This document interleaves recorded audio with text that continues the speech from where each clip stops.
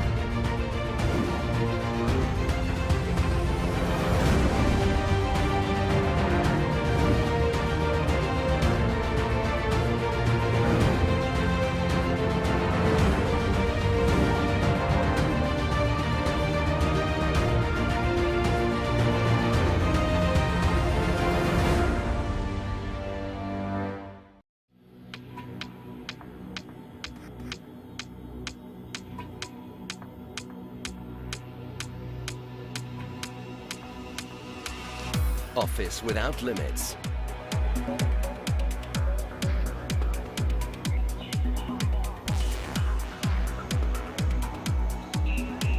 Slash your telco costs.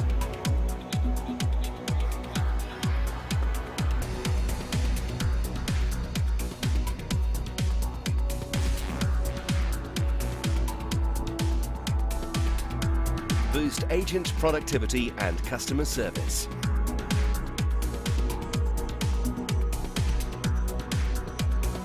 Web conferencing for all.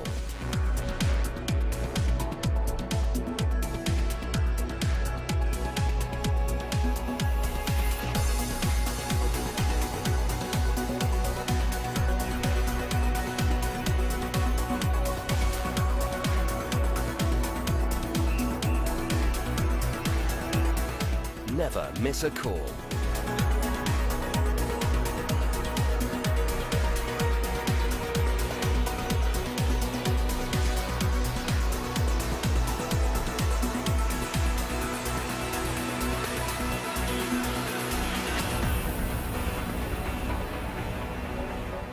.3CX, everywhere you go, on premise or in the cloud. 3cx.com.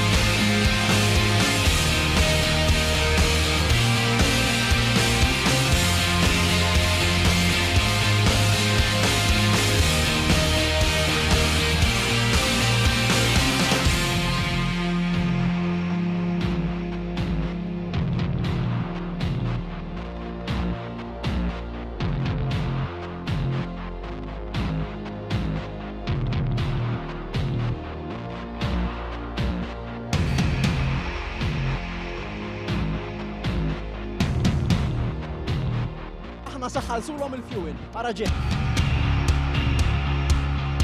Wara ftit ġranet kellna rebbieħ ieħor fil-logħba tagħna kontra 30 sekonda bil-maqlub.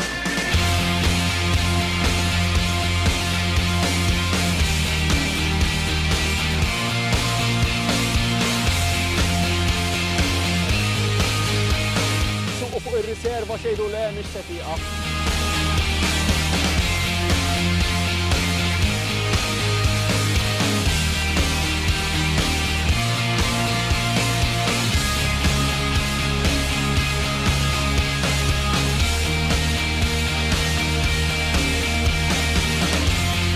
الجمعة الديهلة عنقولوا فوق بومبا tal-Enemed oħra nagħtu xi ħaġa oħra.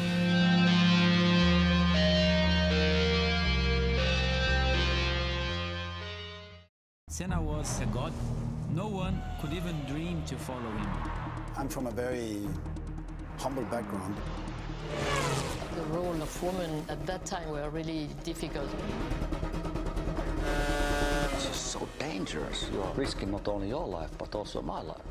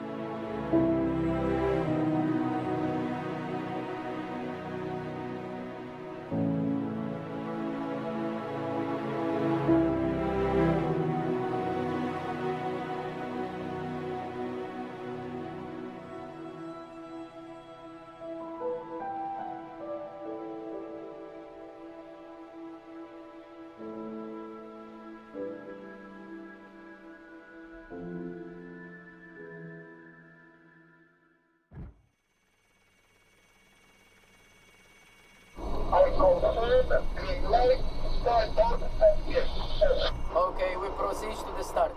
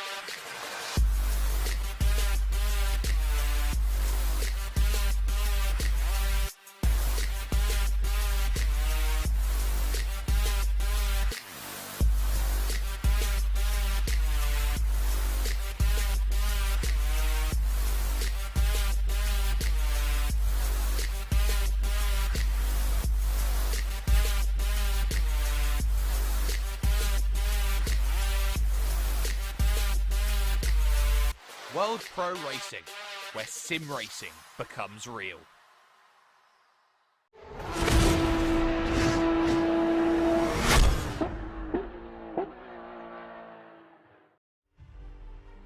Ladies and gentlemen, we are back with the Malta National GT3 Championship fueled by Enemed. My name is Nicolas Hillebrand, and alongside me, right over here, of course, is Kai Bikini. And of course, we are sponsored by Enemed, by Gaming Malta, the Malta Motorsports Federation, 3CX, and Vibe FM. We are also supported here live, of course, on the social media of World Pro Racing, but also on ESTV, Motorsport TV, and TVM Sports. Today, we race at the Portland International Raceway. It's going to be quite an interesting layout because I think we'll leave that twist to when we go to the actual at-the-track footage, Kai. Yeah, it's going to be an interesting way. That's going to be one way of putting it, I think. Drivers, they're going to have to come up with some inventive and creative ways of making overtakes, and I'm sure you guys will get it as soon as we see the track. Absolutely. It's going to be a very, very interesting run today. Of course, everyone is right back here in the McLaren 720S with fixed setup. Everyone has the same conditions, of course. And I think best up, we open up the discussion about what's happened so far in the championship with the studio in a minute, if they are ready in a minute. So we'll just have to quickly wait for a moment. But yeah, then we'll just kind of quickly start the discussion already here. Last round, Botnia Ring. What a race that was. Kai, what did you think overall of it? It was an interesting race. We saw Mifsud dominating at the front of the field until the last lap where everything started to kick off. There was absolute chaos throughout the whole field. Everyone started getting involved, and I think the finishing order was not what we expected at the start. Absolutely. And, you know, of course, like Dean Vella, very, very strong the entire weekend. And especially, you know, in practice, you could see its progress more and more.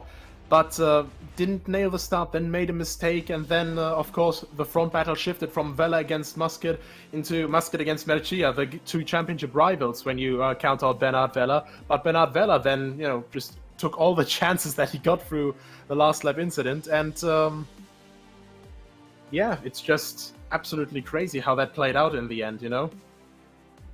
Yeah, it was an interesting battle to say the least, and I'm sure there will still be some tensions between the drivers, and I guess it's all going to carry over here to Portland International Raceway. I'm really looking forward to this one. Absolutely, especially the overall race result. Also, you know, not quite certain at the time, you know, we had the interviews and everything, and, you know, we still had to wait for penalties, of course, to get applied as well. But I think for further discussion about this, we can now move on to the studio over in Malta.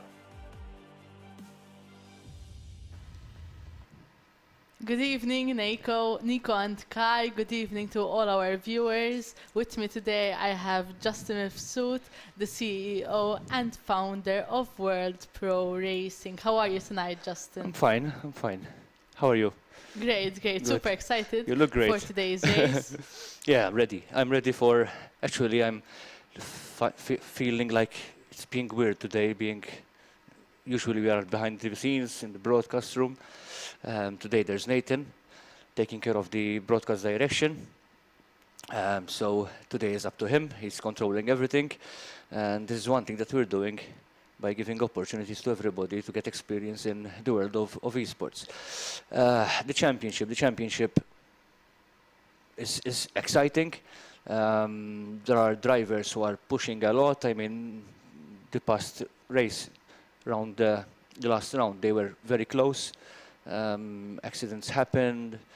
There were drivers who were not happy about it. Of course, there were discussions. This is like any other motorsport discipline, not just virtually, but in real life as well, where there are decisions that are hard decisions that had to be taken. In our case, by Adrian, the race director, and George. So, but this is the sport that sometimes you are winning, sometimes you are losing, something that you should not be. A spoil sport or a sore loser, keep on going. You know, I'm talking in general, not pointing to anybody, by the way. So this is the sport that connects everybody, have fun together. Of course, this is a national championship, that there's a good prize to it, and the first national championship in Malta where there will be the national championship the first time. So it is something that who's going to win it should be proud of.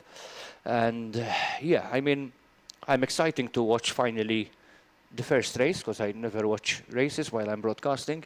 So this would be the first time that I'll be like focusing on a race and maybe giving also our opinions about what's happening during the race, along with Nicholas and Kai. Do you think that the racers are prepared for today's track, which is important? Portland is an official R-Factor 2 track.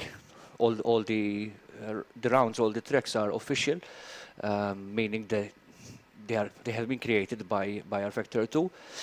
They are not the most used tracks in the virtual world, but they have they are a bit different than just a normal track like Spa, for example, or Monza.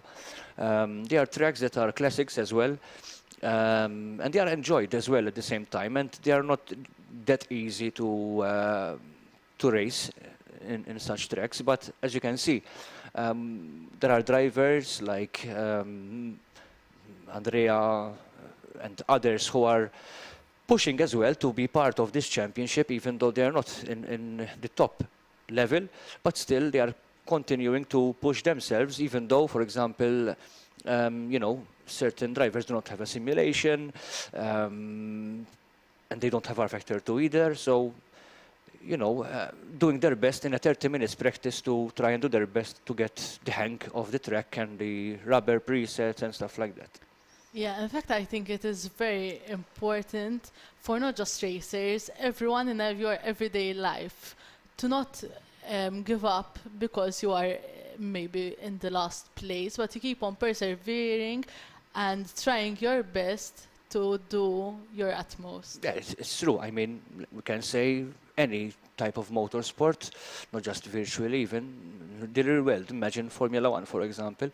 I mean, if the top 3 drivers are always winning and the rest are just, I don't want to compete anymore, then that motorsport is finished.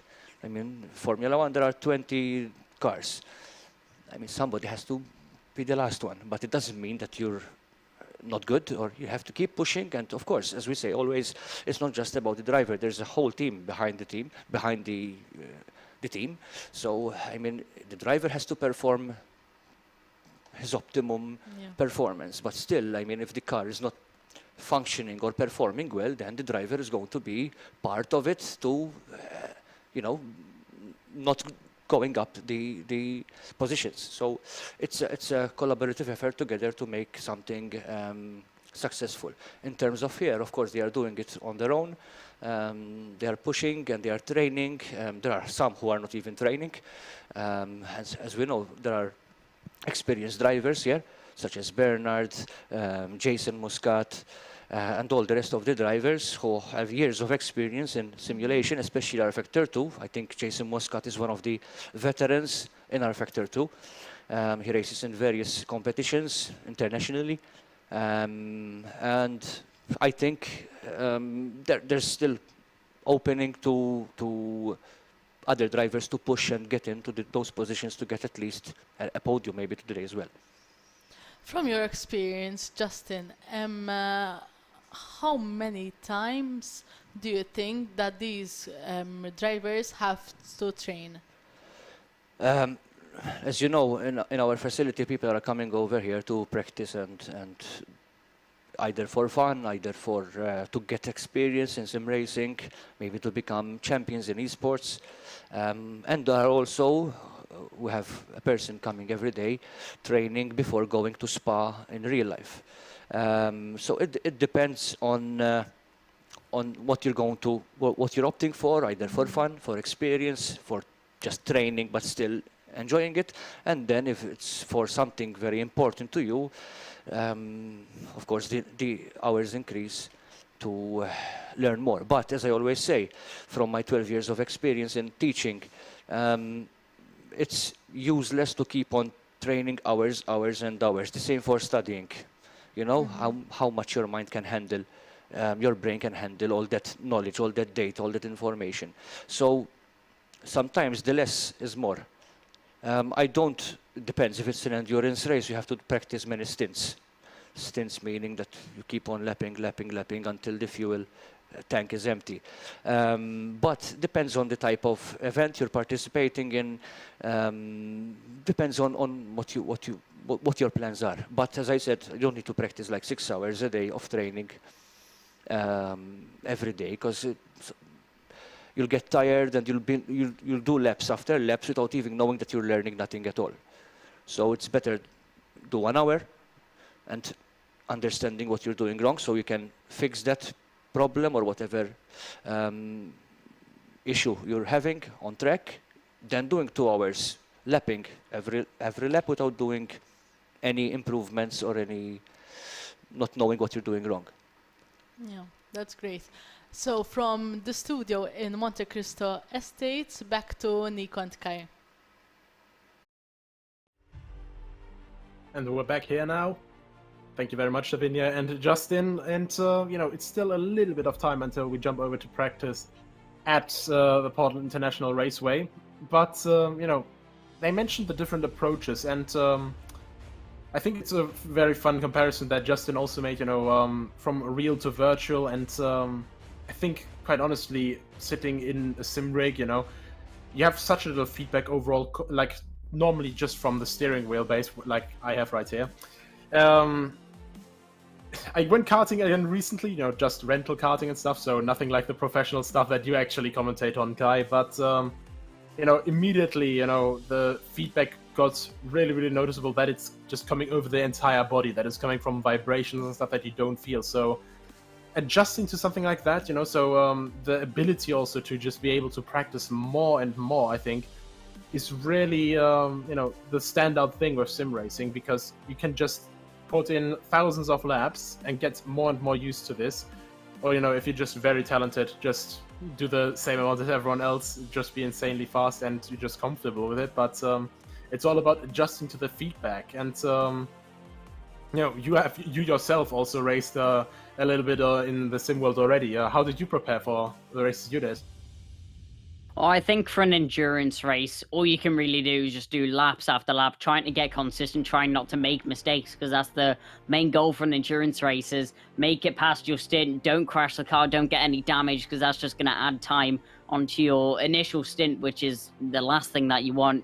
But between real racing and sim racing, it's a massive difference. With sim racing, you can only get feedback from certain products, so for example your steering wheel, and maybe even some very advanced pedals. If you have a motion simulator, then you can get it in that form. But in comparison to real racing, you can feel the motion, you get the G-force, you can get a proper feel for the car underneath you, if it's sliding or not. And I think it's a completely different experience to sim racing. But it's sim racing, it's always evolving and it's always getting more realistic. Absolutely. And of course, realistic handling, then we're quite in a good neighborhood with R-Factor 2, completely dynamic track and everything. And speaking of track, what a seamless transition, we can now go to Portland International Raceway.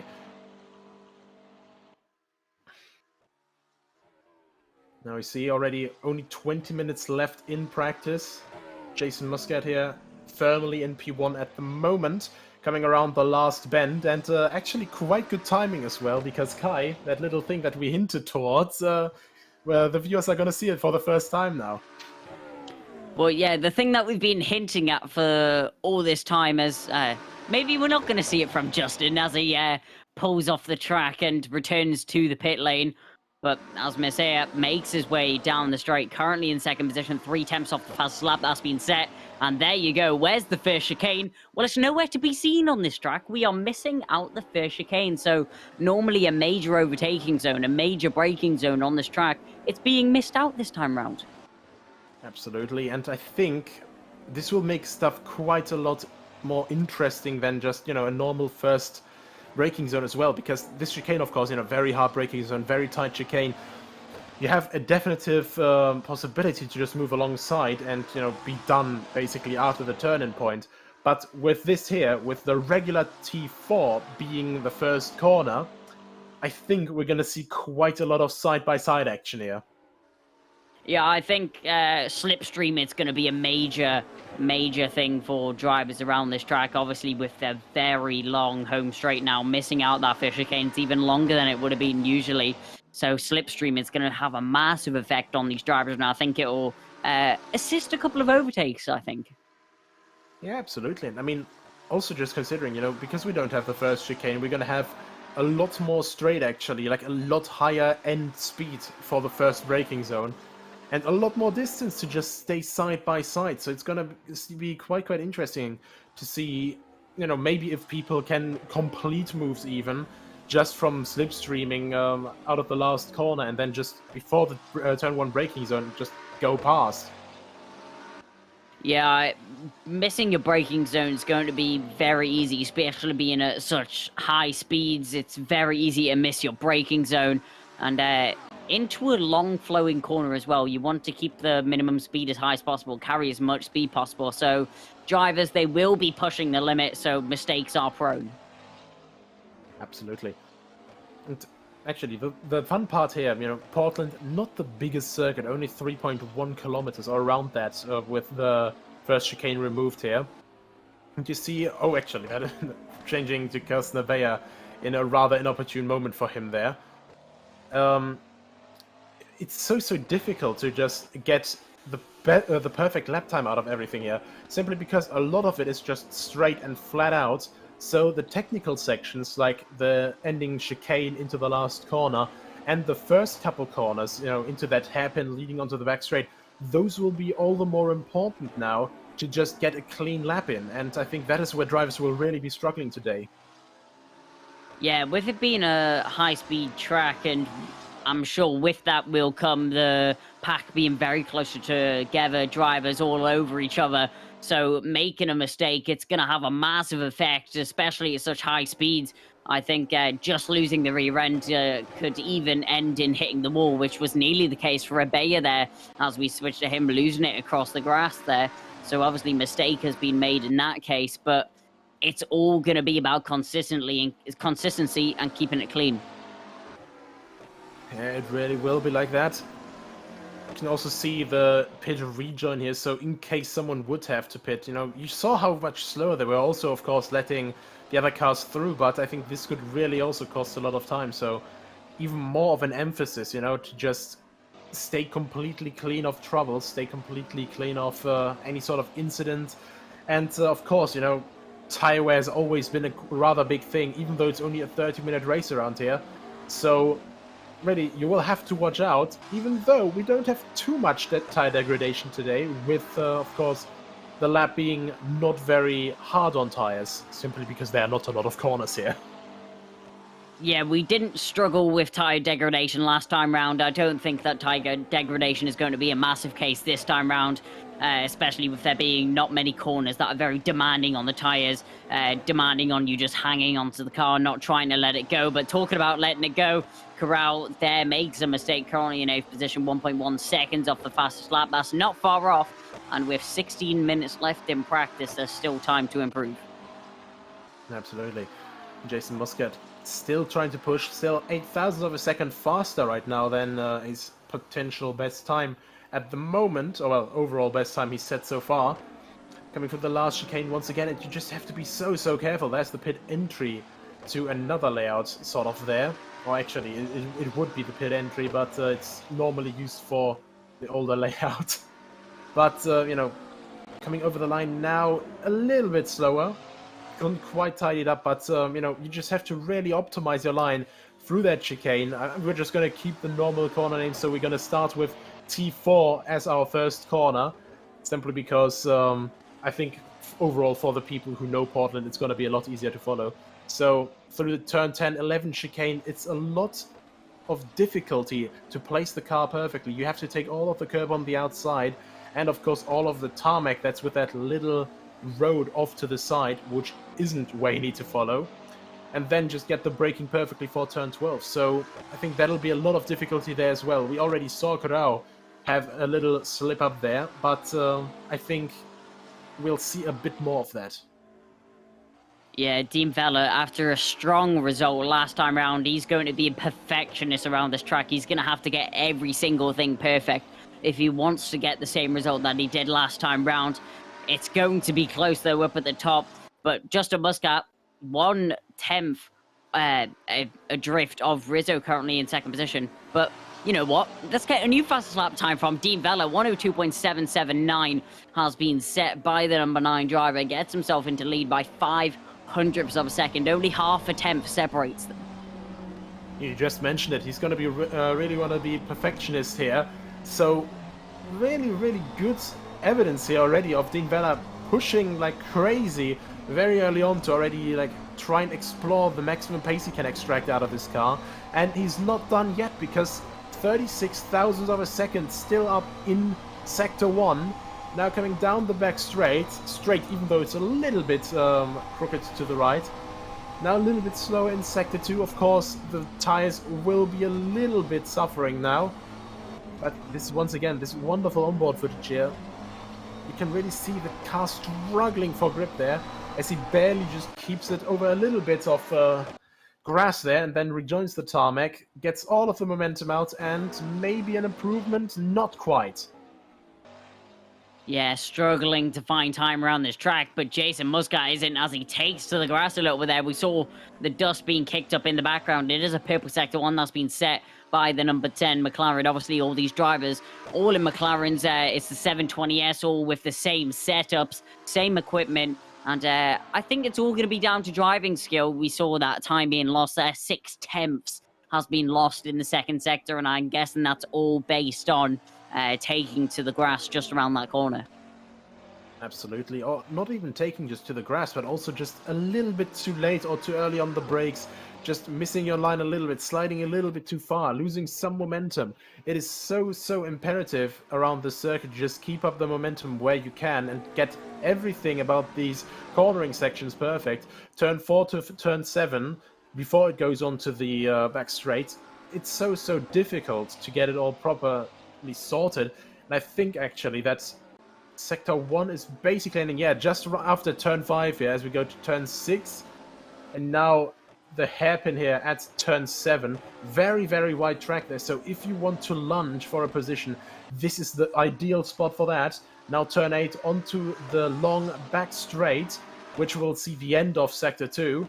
And then Sector 3 is simply just the old chicane, this very old chicane already on this layout for basically over half a decade already. Oh, over half a century. Wrong time term there. But yeah, been there for quite some time. Of course, they had a different last corner before that, but you know, last corner I think has a bit more of a nice bit of swing there. Yeah, I love this camera angle here. You can really see the concentration on the driver's face as they're on their lap right now. Jason Muscat fully focused on the screen right now. Nothing is going to distract this man as he goes around, and he's looking like he's going to be on a strong lap if he doesn't make the same mistake that he did last time around, which he hasn't. So he makes himself into turn 7 now. What would be turn 7? So it's now turn 5. But we go down the back straight once again. How is Sector 2 looking? It's all purple. Purple Sector 1, purple Sector 2. This is looking to be a very nice lap here for Jason Muscat if he's able to pull it all together in the third sector. All he needs to do is just fully commit to the corners and not make any mistakes, which is easier said than done. But we're on to the home straight once again. When he crosses the line, what is the time going to be? It's a long run to the start-finish line. He's soon going to cross it, and he is now 102.703. It's going to be a new fastest lap, but only by 0.07 of a second. Absolutely, and Michael Mercia, of course, those two involved in a collision last weekend. So there will be some sort of rivalry there, not just for the championship contention, of course, where Bernard Vella is leading right now with 38 points, followed by Jason Muscat, who's currently MP1 with 32 points. 1 point behind that, we have got Michael Mercia, and right behind that we have Dean Vella, only 2 points behind that. So even though with this fight to the championship, it's still so close. Yeah, the championship battle, it's very close, and coming into the last stages of the championship, there's not long left for these drivers to get these precious points onto the tally tables. I think it's going to be absolute chaos in these races because every point counts now. Every overtake that you can make, that's more points for your championship. And this is a big prize at the end of the season. Every driver wants this one. Absolutely. And, I think this is just really, again, one of these things, they're all so focused on the prize, you really have to stay consistent still. So, I don't know. There's always this big, overwhelming, or not overwhelming, but the sense of pressure looming over, that you have to do well, that you have to finish well. But as we saw with Bernard Vella, he wasn't quite on top of the pace for quite a few rounds, but he was always just fighting somewhere throughout the field. And somehow he's leading the championship because he's always right there at the right time and just staying consistent. And, once again, at the moment he's 6 tenths off. Obviously, still a lot of time to gain for him. And I think, just in the race, if people are fighting ahead of him, all he has to do is just get completely hooked to the back of them and just stay there until someone makes a mistake. And at that moment, he has shown before that he can pounce on anything that then falls victim to a mistake. One of the major factors in this championship, people say you've got good luck and bad luck, but I think that you need to make your own luck in situations like this. You need to be at the right place at the right time. You need to be all over your opponents. You need to be applying pressure to them. Make them, well, I say make them make the mistake. Don't let them make the mistake. You need to be pressuring your opponents to the point where they're feeling that they've got pressure from behind. They're always looking behind them, looking over their shoulders. You need to let yourself know that you're there. Absolutely. And, I mean, you're perfect for the looking over the shoulder metaphor. Almost literally, Andrea Rizzo will have to do that with Sheldon Scott Muscat just breathing down his neck 5,000ths of a second apart. And, no matter what track length, 5,000ths of a second, I will always bring up this metaphor now simply because it's the easiest one to explain how short something is. The blink of an eye takes around a third of a second, so 3/10, 300, and 3,000ths, so quite a long time. Within the blink of an eye, basically, we've got the top 6 already. And, it's these minuscule, little perfectionist improvements that they'll now have to make. Andrea Rizzo actually getting a little bit too deep there, has to correct, has to slow down. And if that wasn't the case on his lap, he could have actually improved quite a lot there. Yeah, getting it all sorts of sideways is Rizzo there, but going down the home straight. It was looking to be a promising lap there for the driver currently in third position, but there you see 2 seconds has been lost in that final sector. And you can see how bad the slipstream is coming into effect here, as Neely tucking out of the slipstream, looking for an overtake, is the driver behind Rizzo right now.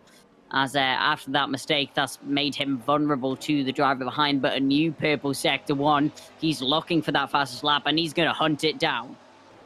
Absolutely. And even with that, even failing to catch all of the momentum through turn 12, still an improvement. So Rizzo really must have got quite a bit of strength in sector 1 here.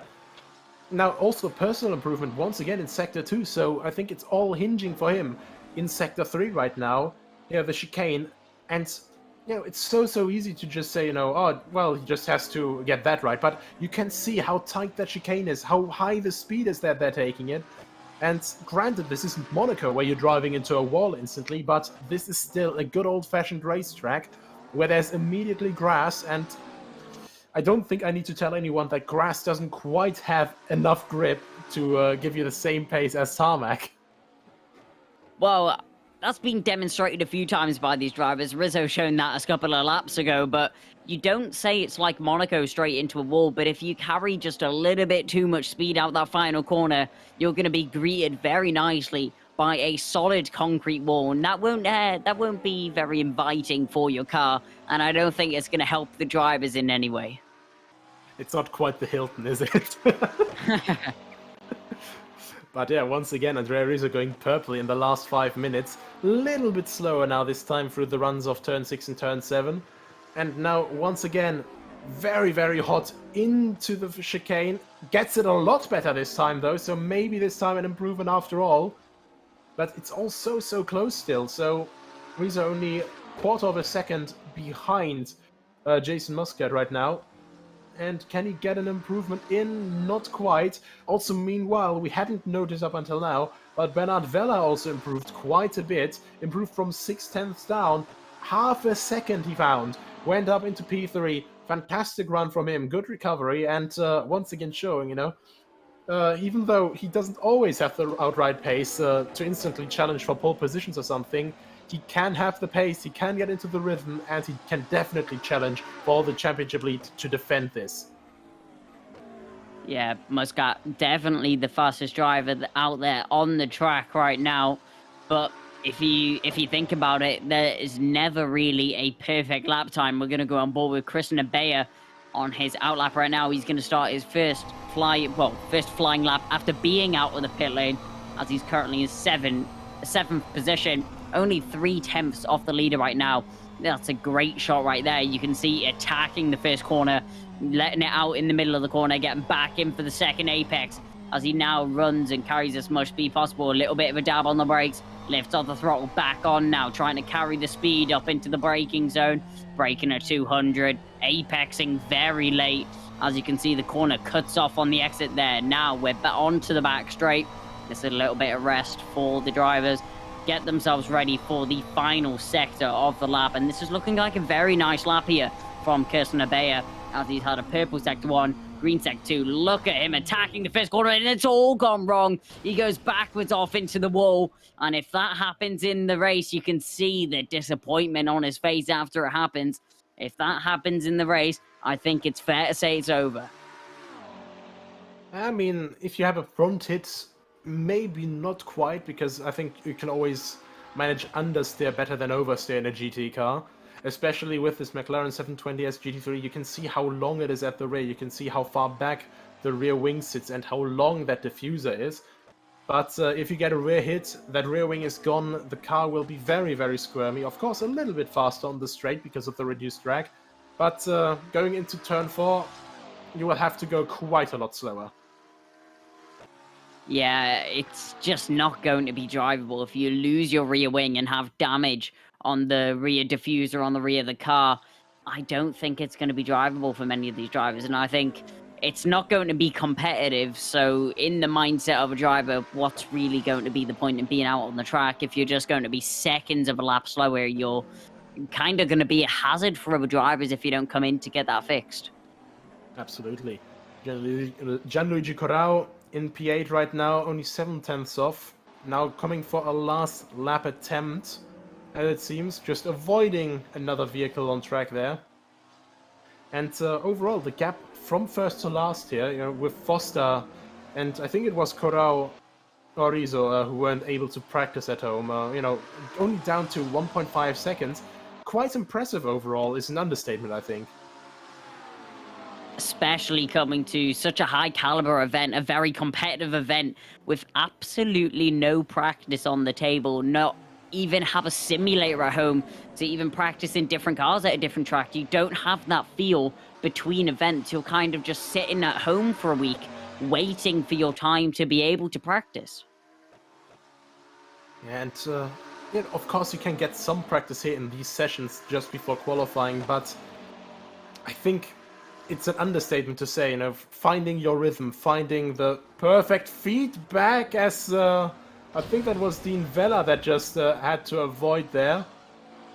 Not quite expecting Gianluigi Corrao to brake at that brake marker already.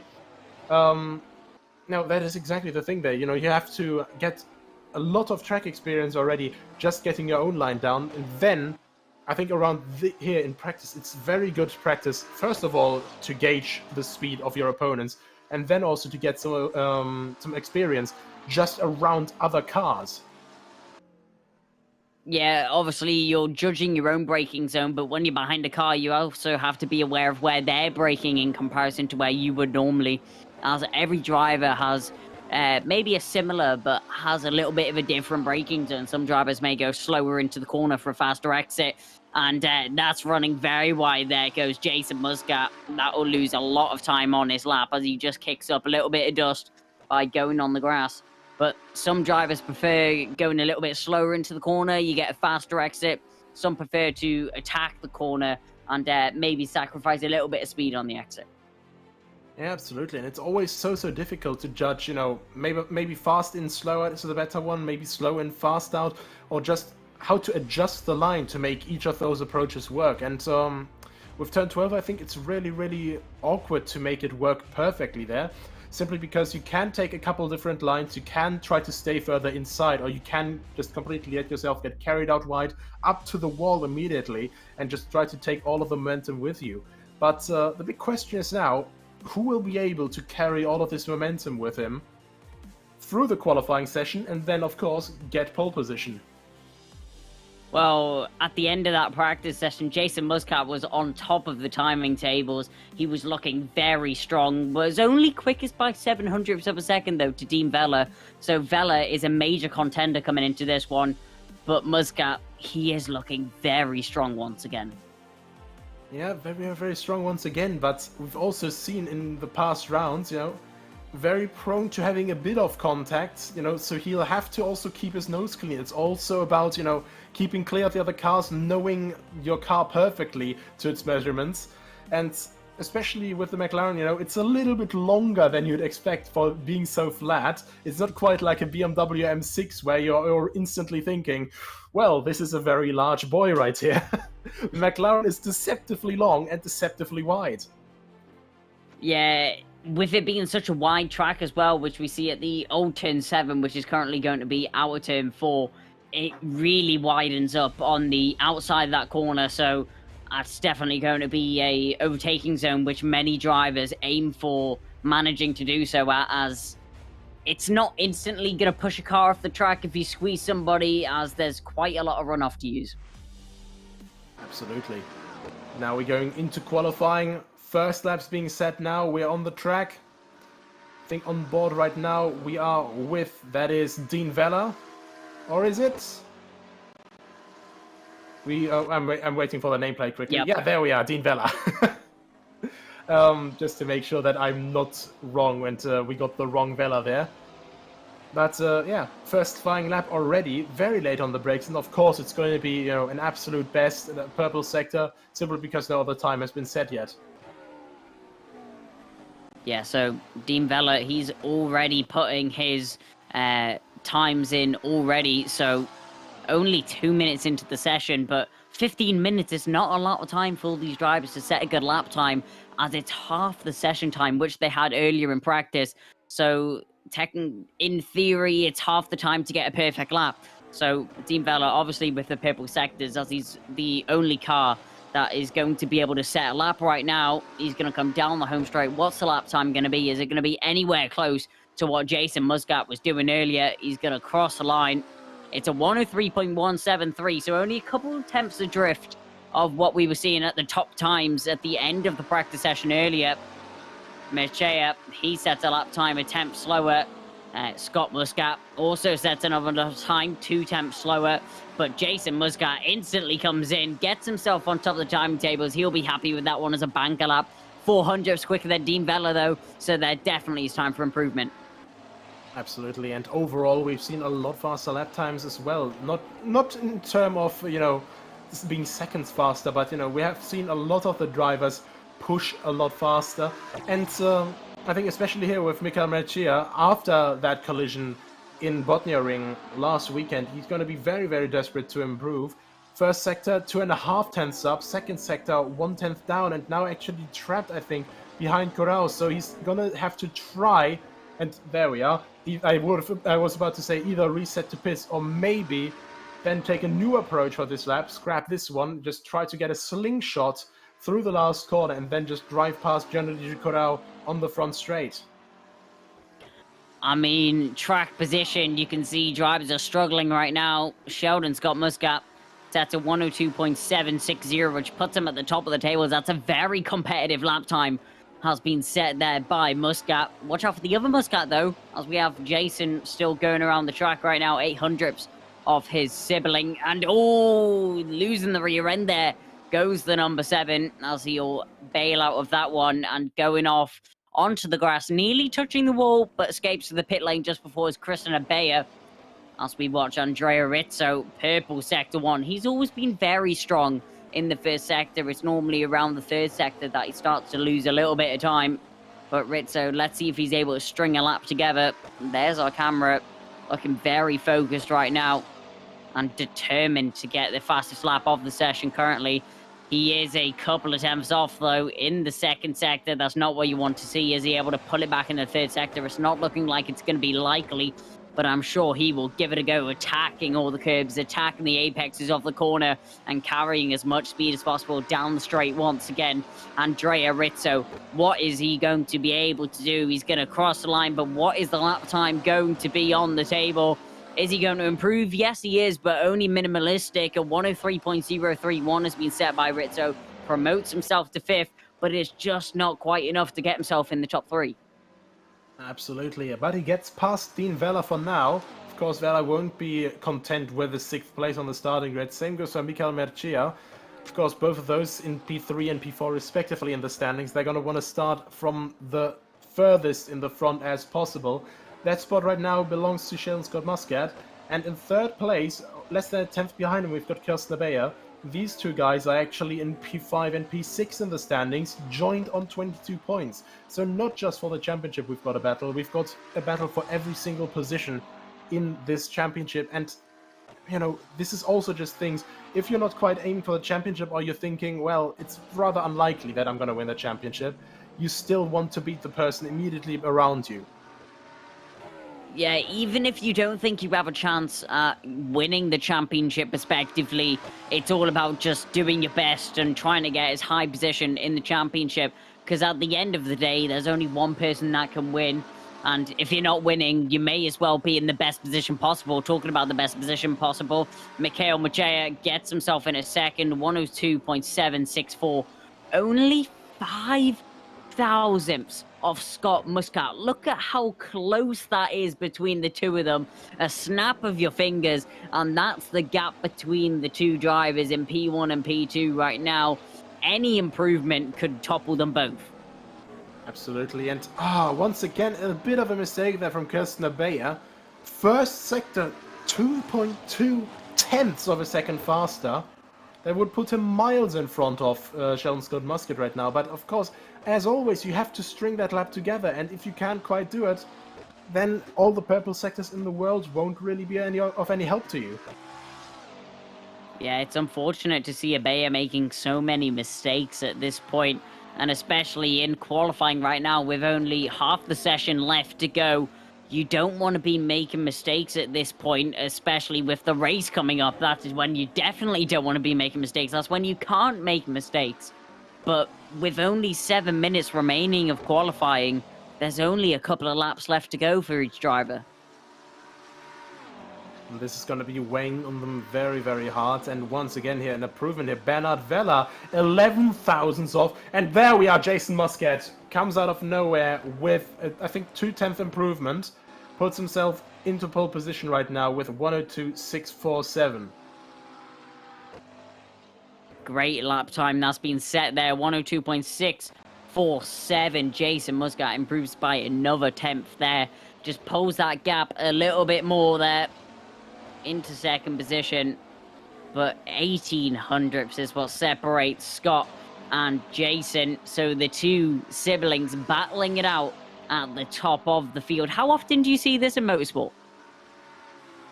Not quite often. I don't actually know if they're related, but you know, Sheldon Scott Muscat definitely finding some more pace here right now, and they aren't related, just a common surname. There we are. Oh, that's my mistake then.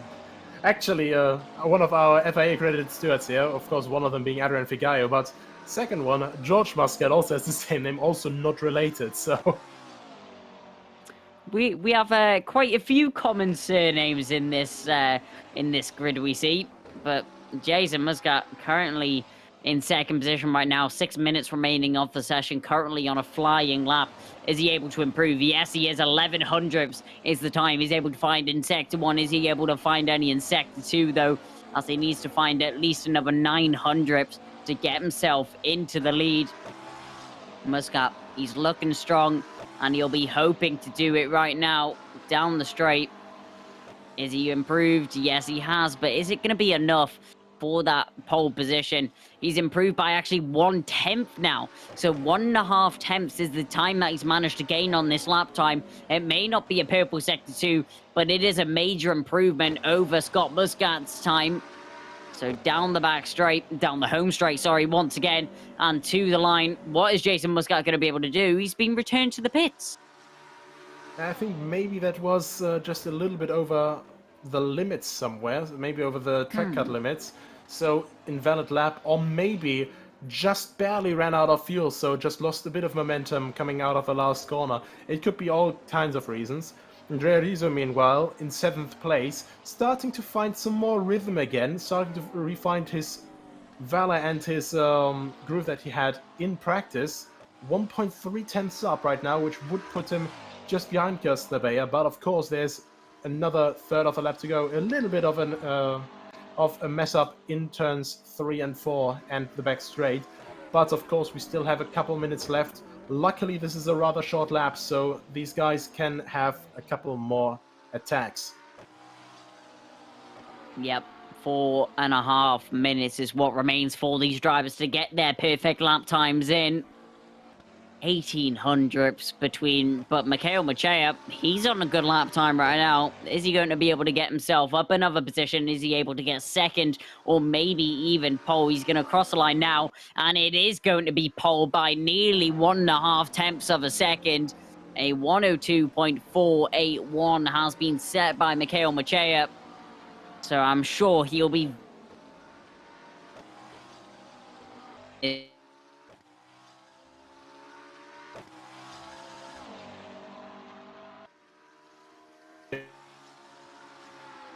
improvement with a purple sector in sector 2. Now last chicane once again, and actually really hard on the attack there. I'm wondering if that was still allowed from R Factor 2. Maybe it was, but of course very risky, because going over the grassland and then rejoining the track, even if it's only for short, it's still dirty tires that you don't want normally. Did work though, and yeah, that is an invalid lap. That's what I figured.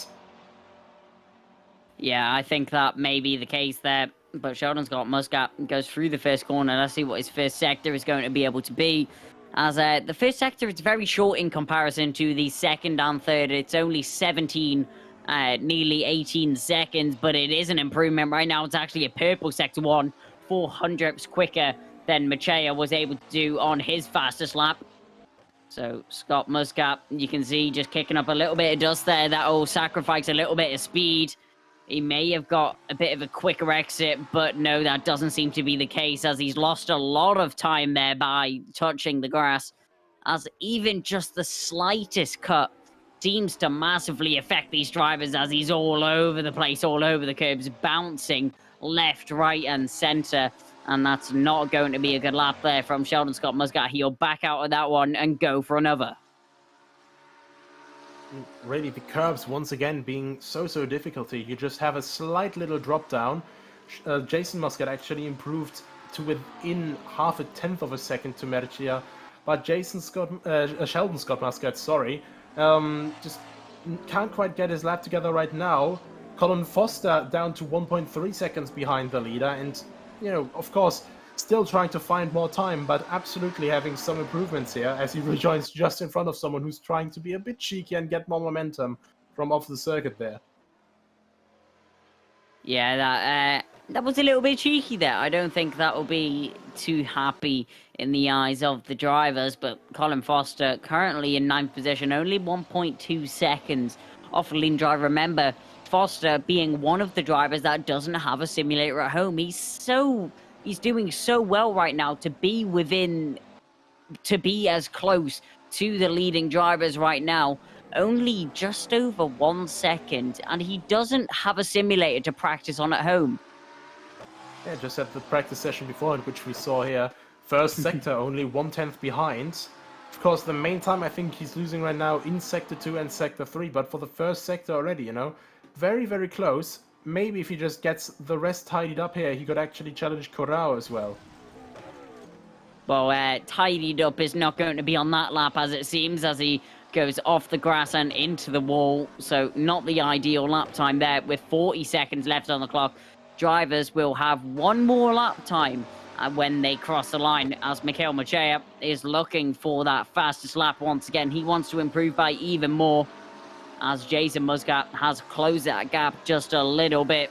Machea on his final lap now goes down into the first corner, carrying a lot of speed, nearly 300 kph we will be seeing, 250 kph, which we'll be seeing by these McLaren 720S at the top of the straight. And it's a purple Sector 1. It is an improvement there by Machea through Sector 2 now, just carrying as much speed as possible, trying not to run a little bit too wide and onto the grass. We see that loses a lot of time for these drivers. Down the back straight now, checkered flag is out for anybody that crosses the line now onwards. But down the back straight, it's not been the best Sector 2 there by Machea. He's now with 10th of his fastest lap, as he does not have a personal improvement. And I don't think the grass will be a personal improvement either, as he goes off. And unfortunately, that will be the end of qualifying.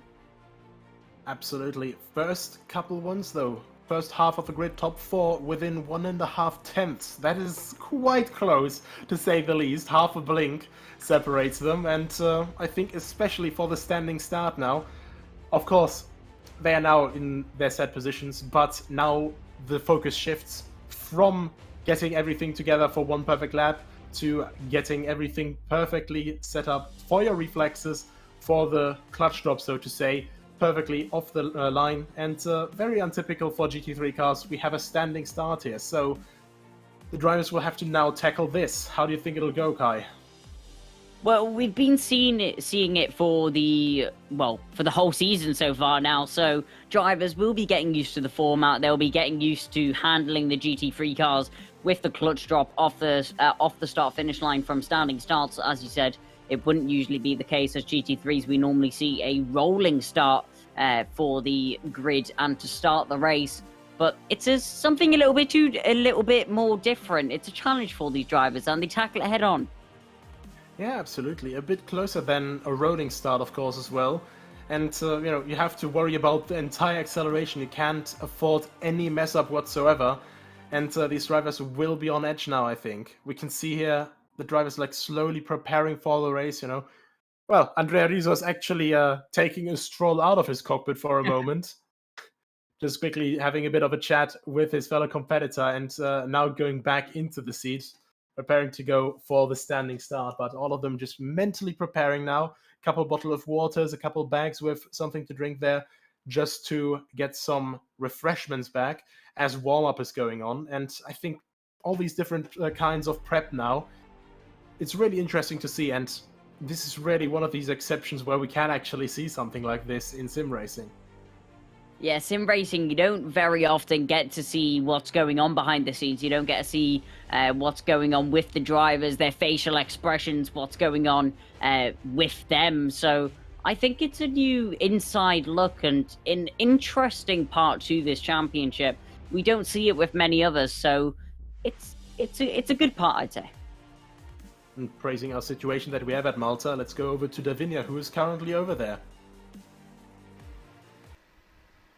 Thank you, Nico and Kai, for that very interesting trial and their positioning. So we have Mikel Machea, Jason Muscat, and Bernard Vella. Justin, what do you think of that position? I hope nothing happens like it happened last week. I think this is going to be a very exciting one. I hope they don't ruin it in the first corner, as usual, as we always say. Actually, Adrian says it more than I do. They are very close to Jason, Mikhail, Bernard, Dean, Sheldon. There's Rizzo also pushing. He's always pushing. Also sometimes got fights with Corrao as well. Foster continuing with his racing, even though he is at the back, but still continuing to race. This is his first experience in such events. So I think he got more like it's his biggest milestone, and it's something that he should keep in his records for doing such thing without being afraid of being in a broadcast. He's there competing. There are others who didn't apply for many reasons, and they're not there. So he achieved more than anyone else did. And yes, of course I thank all the drivers for participating and for their competitive attitude. Sometimes you get angry about certain moves others did, but of course you have to remember that this is motorsport, this is racing. The cars are not covered in bubble wrap or anything, so you don't get hit or anything like that. It's racing, and you're gonna get bumps, you're gonna hit each other. It depends, of course. I mean, you don't have to be like do a dive bomb or a savage move, but I think it's going to be an excited one. With regards to who might win the race, in terms of all the drivers, I think that Jason is very consistent, Bernard Vella as well. Mikhail is doing a brilliant job in terms of he just started practicing and racing on R Factor 2, because he used to participate in events when we used to do Gran Turismo. And it's not easy. You cannot compare Gran Turismo with R Factor 2. So, yeah, of course, Dean and Scott, everybody knows who they are, they participate in international events as well. They have the ability, they have the skills to compete, but it seems that I think it's going to be a good fight with Jason, Mikhail, and Bernard. Maybe your thoughts, Nico or Kai? I think it'll be tough to call because, for example, Sheldon has a lot better form this weekend for quali alone than he had before. Before he had a fantastic recovery drive though at Botniering, so he seems to have found his rhythm again after, in the first half he had a disastrous stint of 2 DNFs right behind each other. And, now he's finding his center again, having a lot of success with it as well. And I think that's going to be quite good for him because, obviously half of the racing is all about, your mental state that you're in as you're in the car, as you're behind the wheel. Yeah.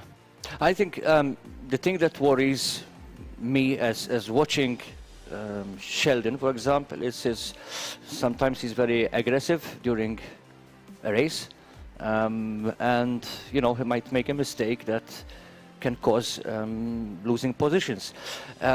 Dean, for example, is quite more relaxed in the driving style.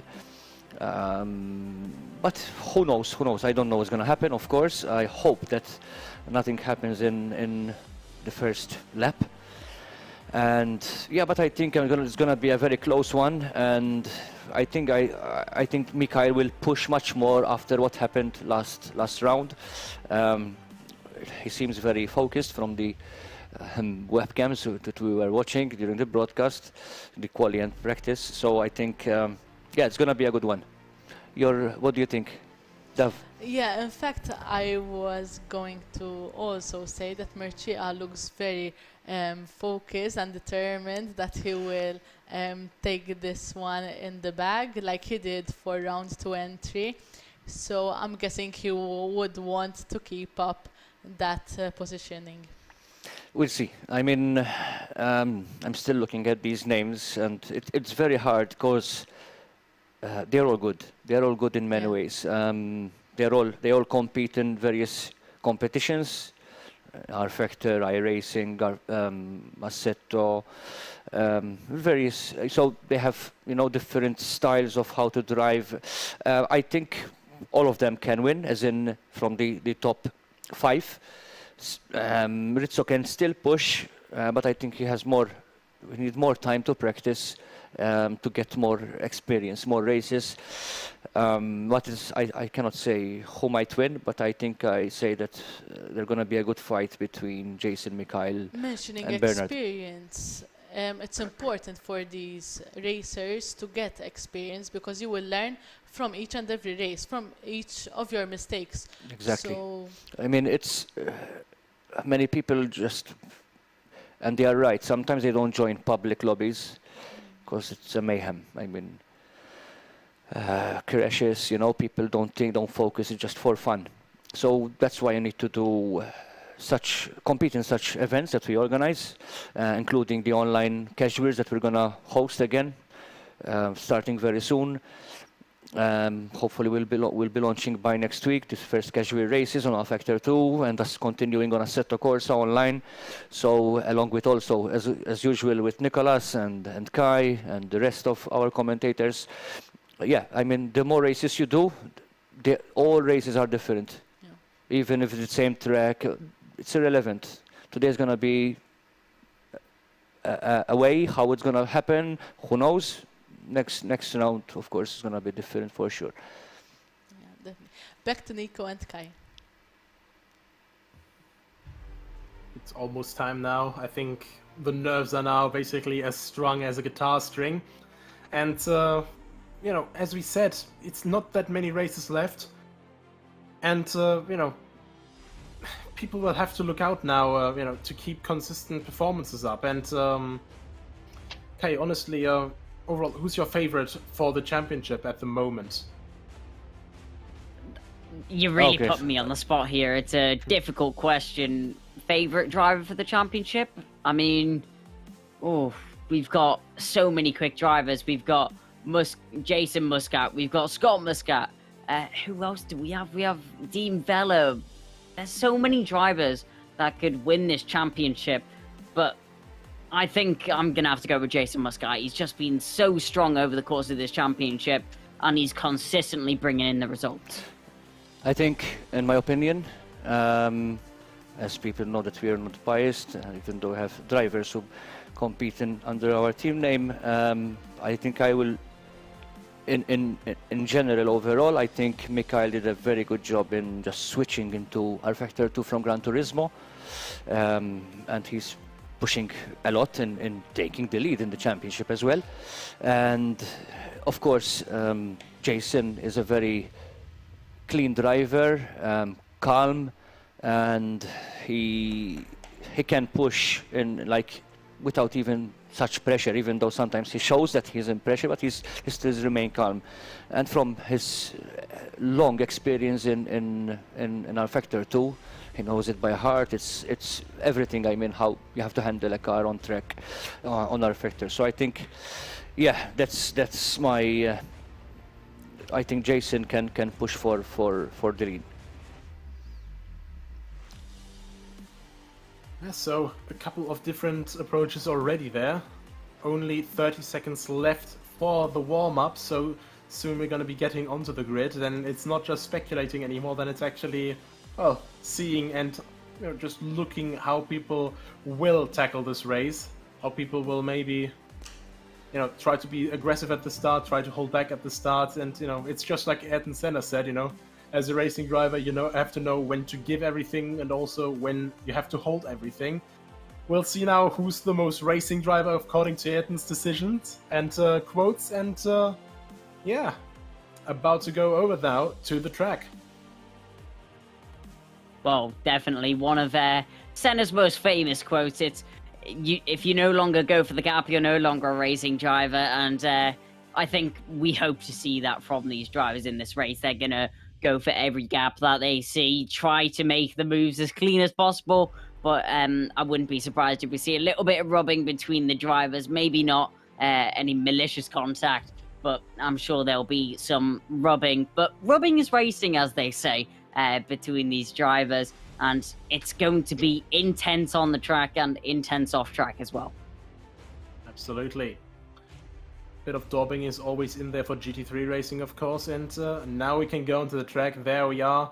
We've got everyone on the grid. It's 5, 4, 3, 2, 1, and green flag. And here we go for this race at Portland International Raceway. Mikhail Mechir has a fantastic getaway.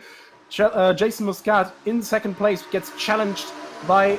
Oh, actually, Vella got past him already. And Dean Vella is also challenging. So side by side into turn 1. Behind that, we've got Abea and Scott Muscat. Actually, Scott Muscat fell back quite a bit.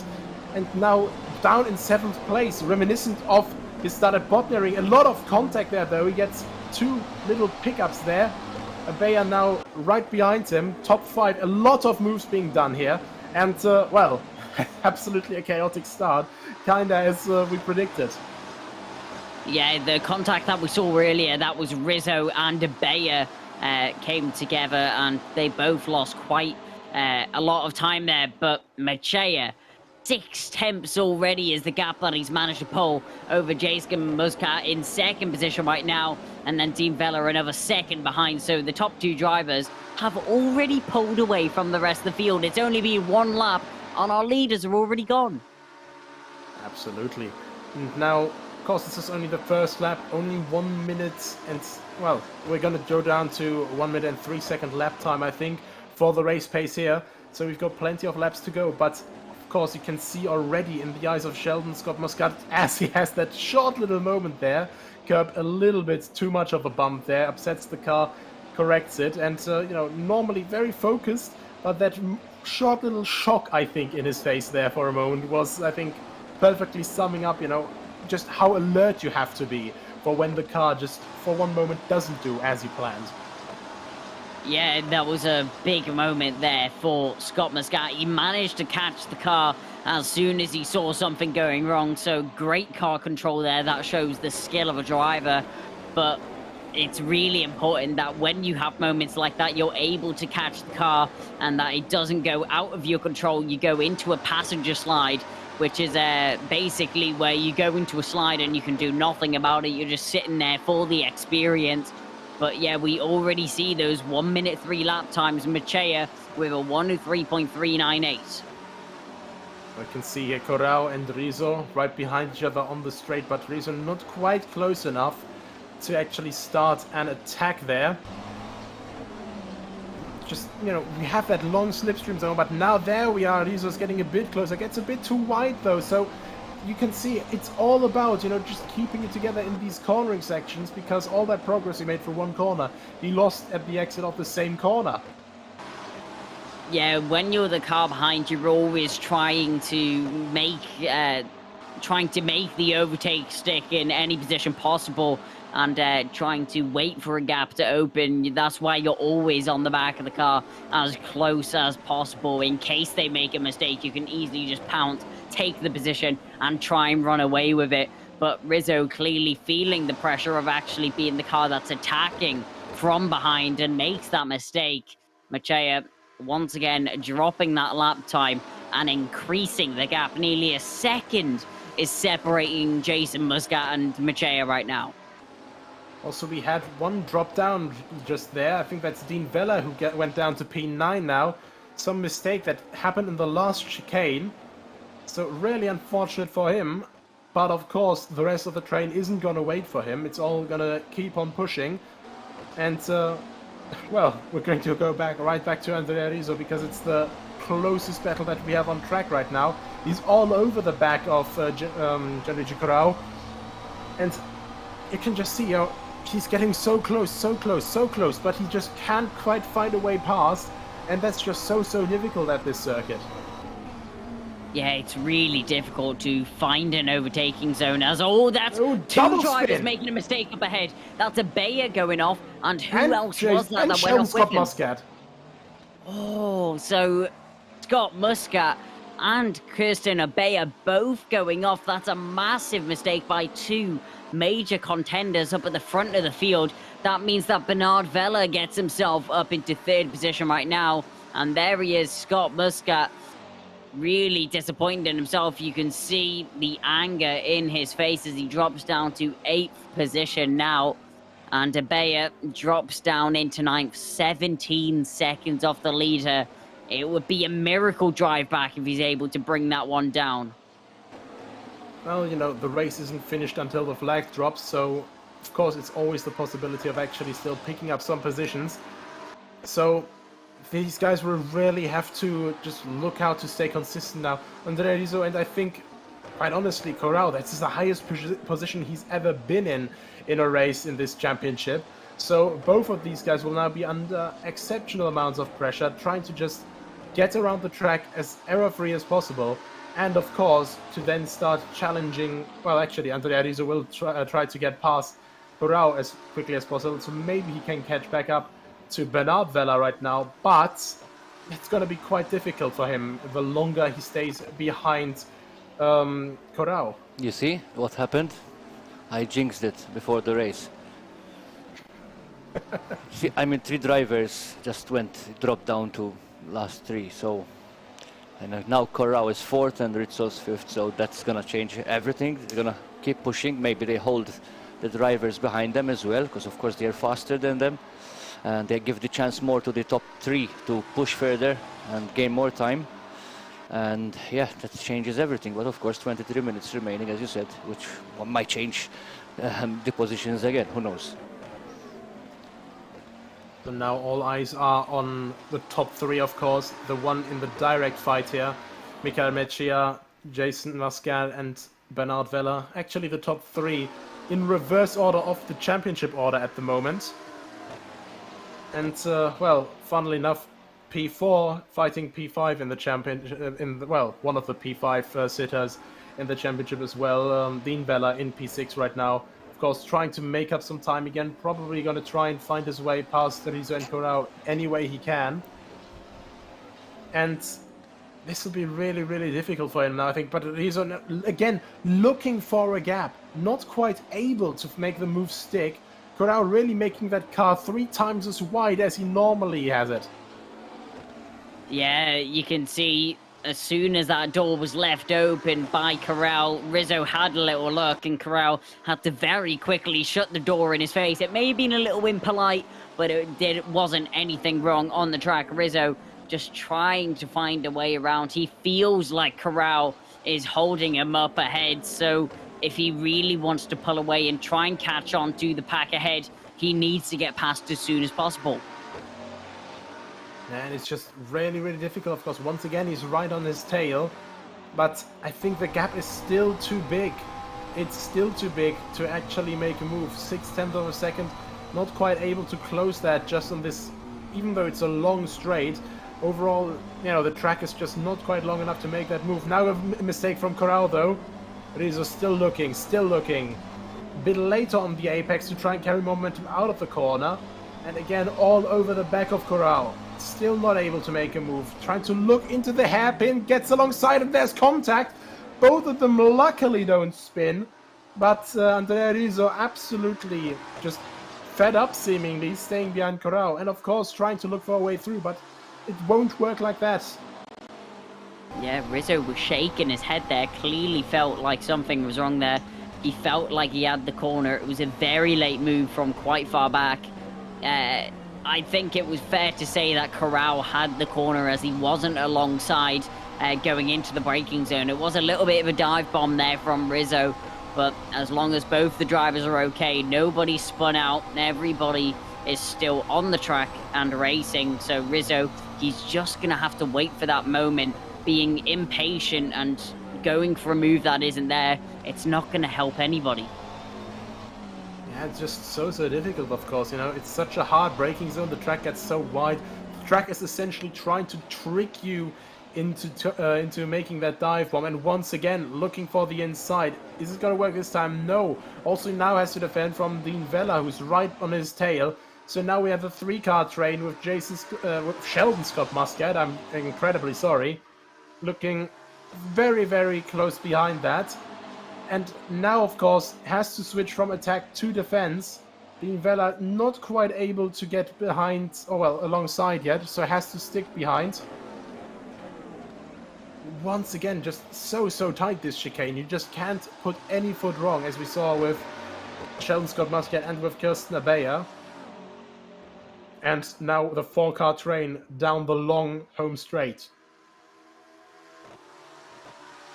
Yep, we now have this train going down the straight into the first corner. Dean Veller, he's waiting for both of these drivers to make a mistake now, but he's got pressure from Scott Muscat behind. It's went from a 2-car battle to a 3-car battle, and if nobody makes an overtake anytime soon, it's soon going to become a 4-car battle, as we see Dean Veller there just looking left and right, waiting for a gap to open to try and make an overtake.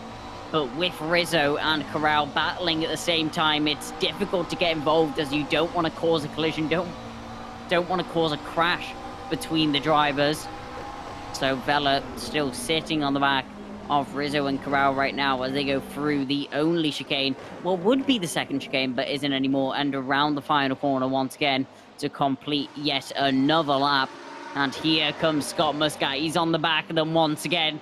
It's just going to be a question of who makes the move first. And it's kind of like a Mexican standoff right now. There we have it again, though, getting so close in the slipstream, but Dean Vella is just not quite able to pull alongside. It actually hurts me to watch this because I can feel the frustration from Dean Vella, just from knowing that pain myself of being right behind that and not being able to make a move. But once again, jeez, look at that move from Corral. Still somehow able to just keep it in front, and now Dean Vella sees a gap, almost able to pull alongside, actually was alongside for a moment, but then again, lost a bit of momentum. Now Sheldon Scott Muscat is actually going past, not quite, but almost once again, and it's so close. And now there's a spin, Corral spins off, and I ran out of breath there.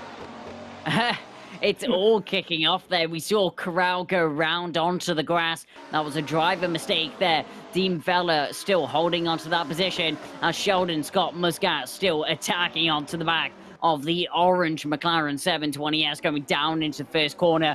Rizzo still holding onto the position right now. All of them have gained one. So Rizzo into fourth, actually using a little bit of the grass. That's going to lose him some time, put him under more pressure from Vella and Muscat behind.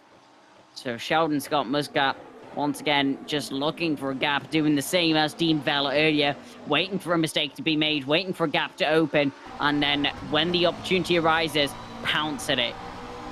So Rizzo still leading this pack. There's a little bit more of a gap separating the drivers now as there was before, all trying to avoid an incident earlier. Rizzo, Vella, and Muscat. Let's see how this battle ages. Absolutely, and, you know, definitely some more speed now in this pack here. And I think Corral did slow them down a little bit with his incredible defensive driving, and Sheldon Scott Muscat now trying to pull alongside there, almost, and now actually has an overlap with Dean Vella. He lost a little bit of momentum out of the last corner, and it's just so crucial to keep that up. Are they going to keep it side by side through the first corner? Not quite, but oh, just so difficult to overtake here, of course. And you can definitely see Sheldon Scott Muscat's face, you know, even though he wasn't quite able to make a pass yet, he's still very intent on finishing that.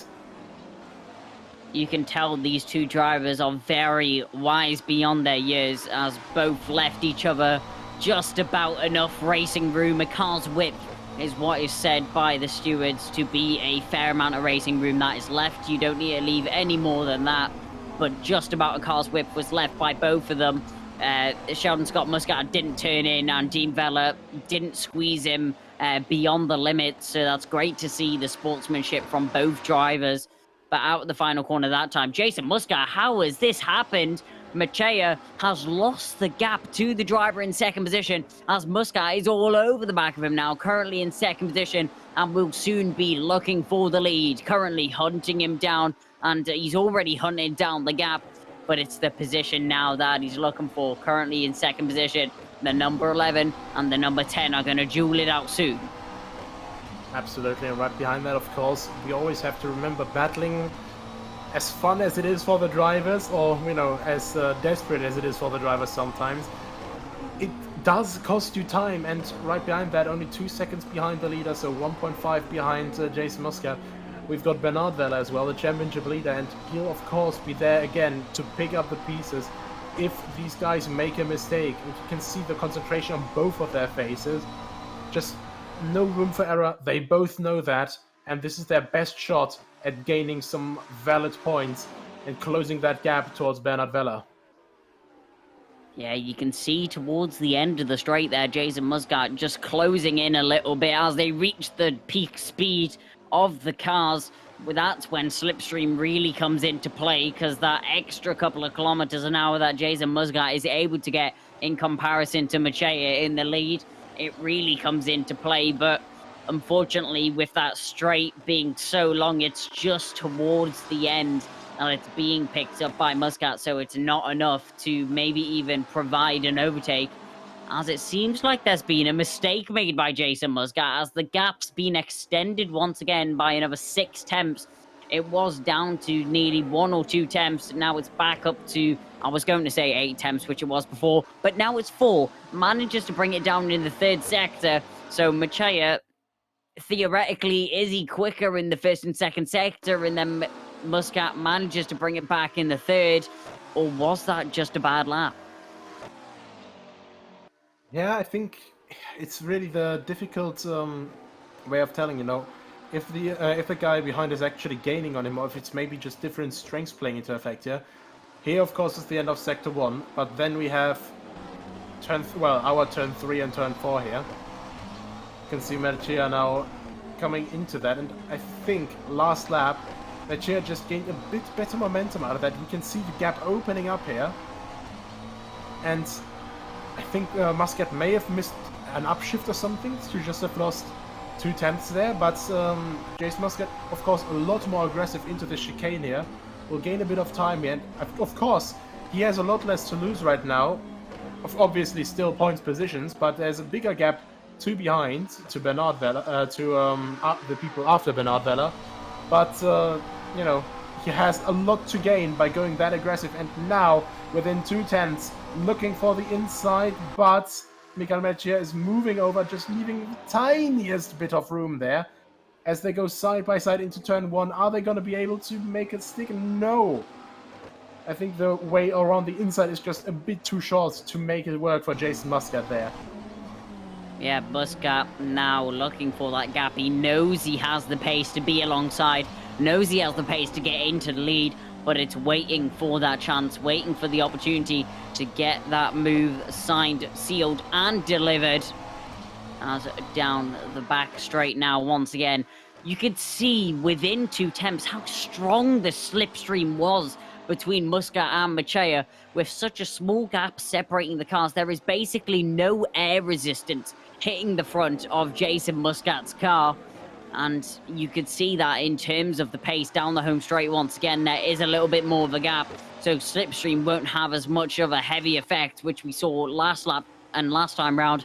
But this battle is still going on. Sheldon Scott Muscat is now on the back of Rizzo, so Dean Vella has managed to get himself past Rizzo, but Scott Muscat is now looking to be the second one to make this overtake.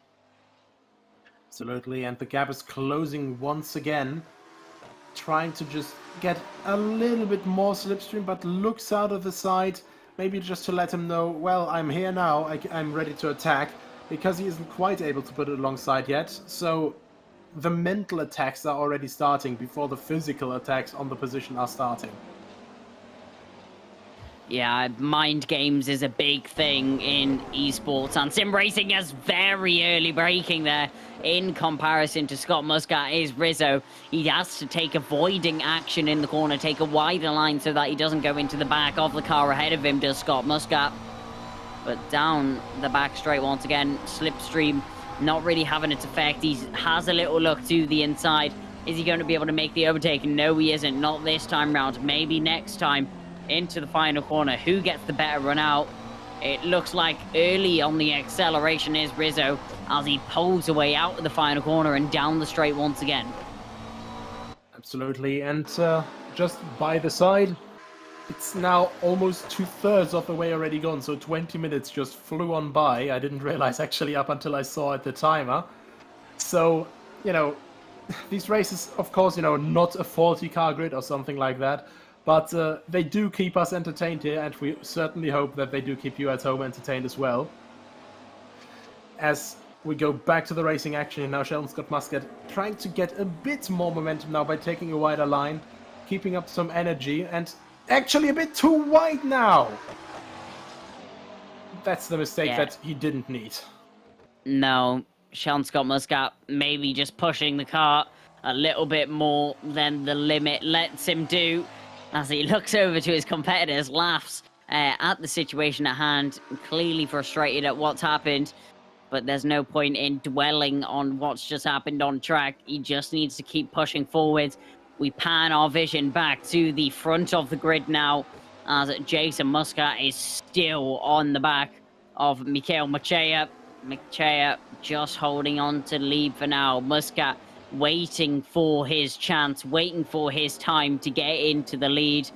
As look how close he gets to the rear diffuser and gearbox of the driver ahead of him. And with less than a third of the race remaining, time is running out. Yeah, he's gonna have to make a move soon.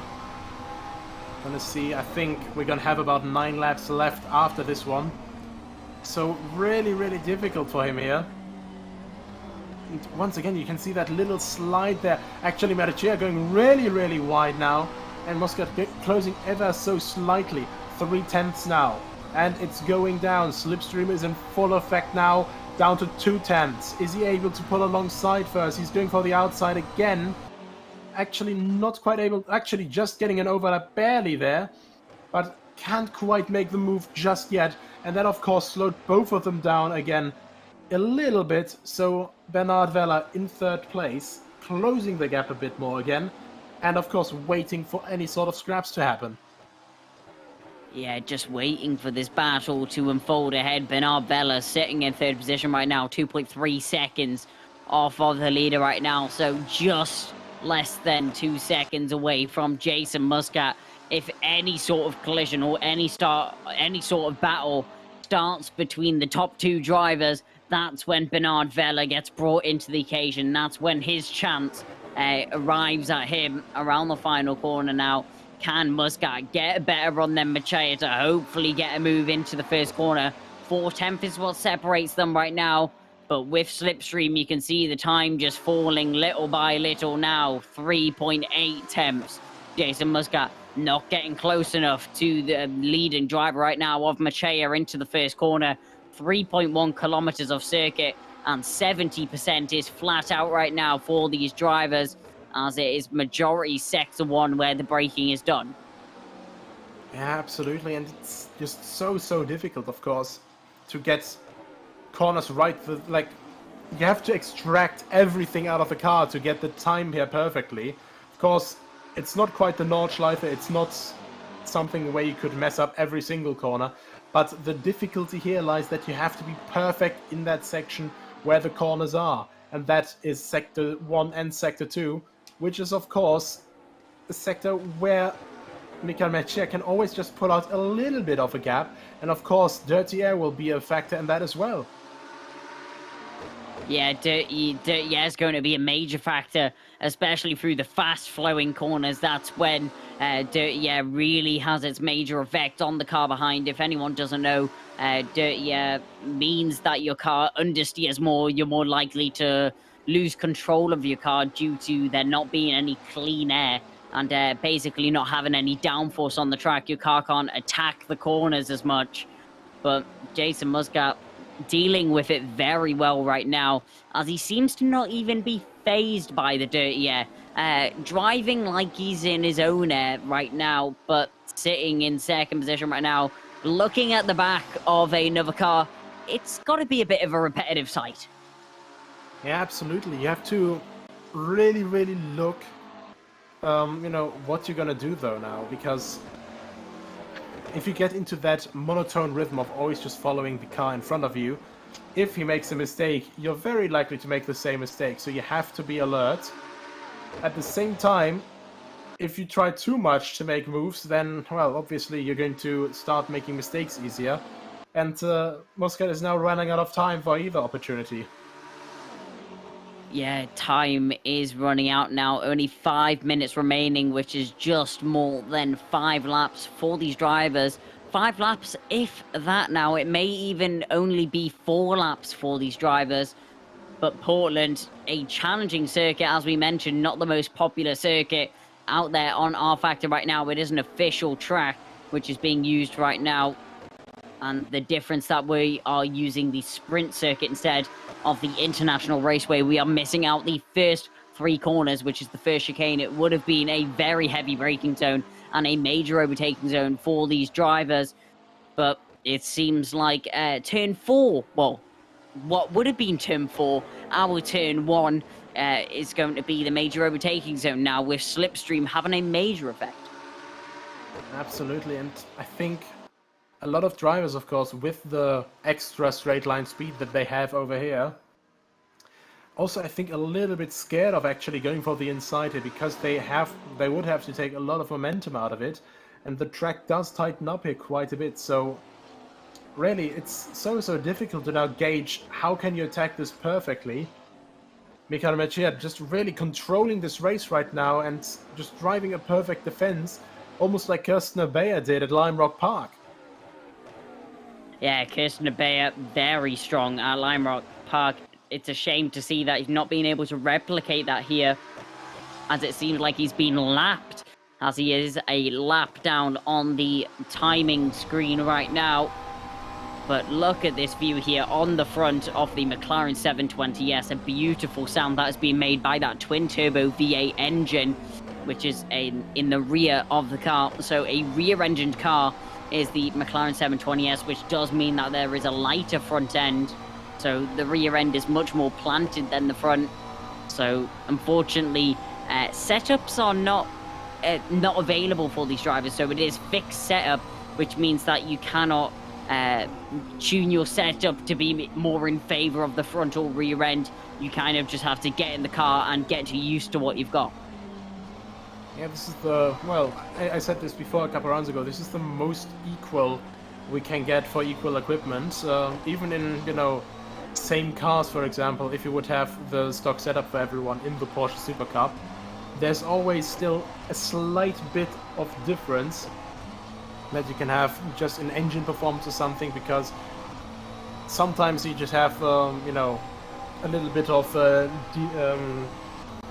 deviation, that's the word, in engine output and stuff. So you can never have it perfectly 100% equal, but this here, 100% equal, everyone's on the same rig, everyone's on the same wheel and same pedals, same equipment, and everyone is in the same car, same setup, same track, at the same location. So really, this is the ultimate test, I would say. Yeah, this is definitely the ultimate test for these drivers. It's all down to their ability and driver skill, so there's no blaming it on the equipment for anyone out there unless there is a genuine technical fault. Sheldon Scott Muscat, here he is. Oh, he's had another moment there. I was just about to mention the recovery drive that he's had since the mistake that he saw earlier. Just losing the rear end a little bit out the final corner, able to get it intact once again. But that's not what you want to see, especially after making a mistake earlier. You want to have the rest of your laps perfect and consistent to gain as much time back as possible. Absolutely, and of course it's getting very difficult here now. Last couple minutes now, Dean Vella now in P4. This is going to be very good for his chances of, you know, sticking with the top three, simply because he loses the least amount of time as compared to before when he had that mistake when he went down to P9. So very good recovery drive from him. Bernard Vella not quite going to be too happy about not being able to mingle with the front runners there, but I think including this lap, we're going to have another lap here, just so close, and now Jason Muscat is all over the back once again behind Michael Mejia. Yeah, Michael Mejia currently in the lead right now, 40 seconds remaining on the clock. So this will be the no, it won't be the final lap. This is going to be the penultimate lap for these drivers. They will just about cross the line in time to get themselves another lap time on the board. But Jason Muscat had a terrible run there onto the back straight, as it's still half a second that now separates the top two, as he runs very deep into the back chicane. That will open up the gap now to Mejia. The pressure is getting to Muscat as he makes another mistake. 7 tenths is now what separates them. Our leaders now go on to the final lap of the race with only 5 seconds remaining on the clock. Checkered flag will be down next time round, but Jason Muscat, it's now or never if he wants to get himself into the lead. The clock has finally hit 0, so checkered flag next time round. Jason Muscat, he's got to make his last lap count. Absolutely, and you can just see how much they're both pushing still, even though it's the last lap. They just really have to get everything perfect now. Only the back straight and 3 more corners left now. Jason Muscat is running out of options, and I think not to jinx it, because there's still a couple corners left, but I think Michael Mejia is now out of range, but he just has to get it clean through the last couple of corners. And it's 3, 2, and now only one corner left. And Michael Mejia brings it home. Defends half an hour, and there you can see the smile cracking up. Both of them cracking up, giving each other a thumbs up. That is nice to see. Such a positive vibe between two competitors, and both of them just being absolutely, tremendously happy with that finish. That is great to see. Yeah, it's amazing to see the sportsmanship between the two drivers, both congratulating themselves on the win. And Jason Muscat maybe taking a victory lap on the grass as he goes off in the first corner, whilst trying to go side by side around with Mejia. But the big smiles on both of their faces. You could see how much that win meant to Mejia, and he definitely deserves that one. Absolutely. Now the rest of the people finishing and coming out as well. Mejia, Muscat, then Bernard Vella, Dean Vella. Right behind that, I think we had Andrea Rizzo. There we are, and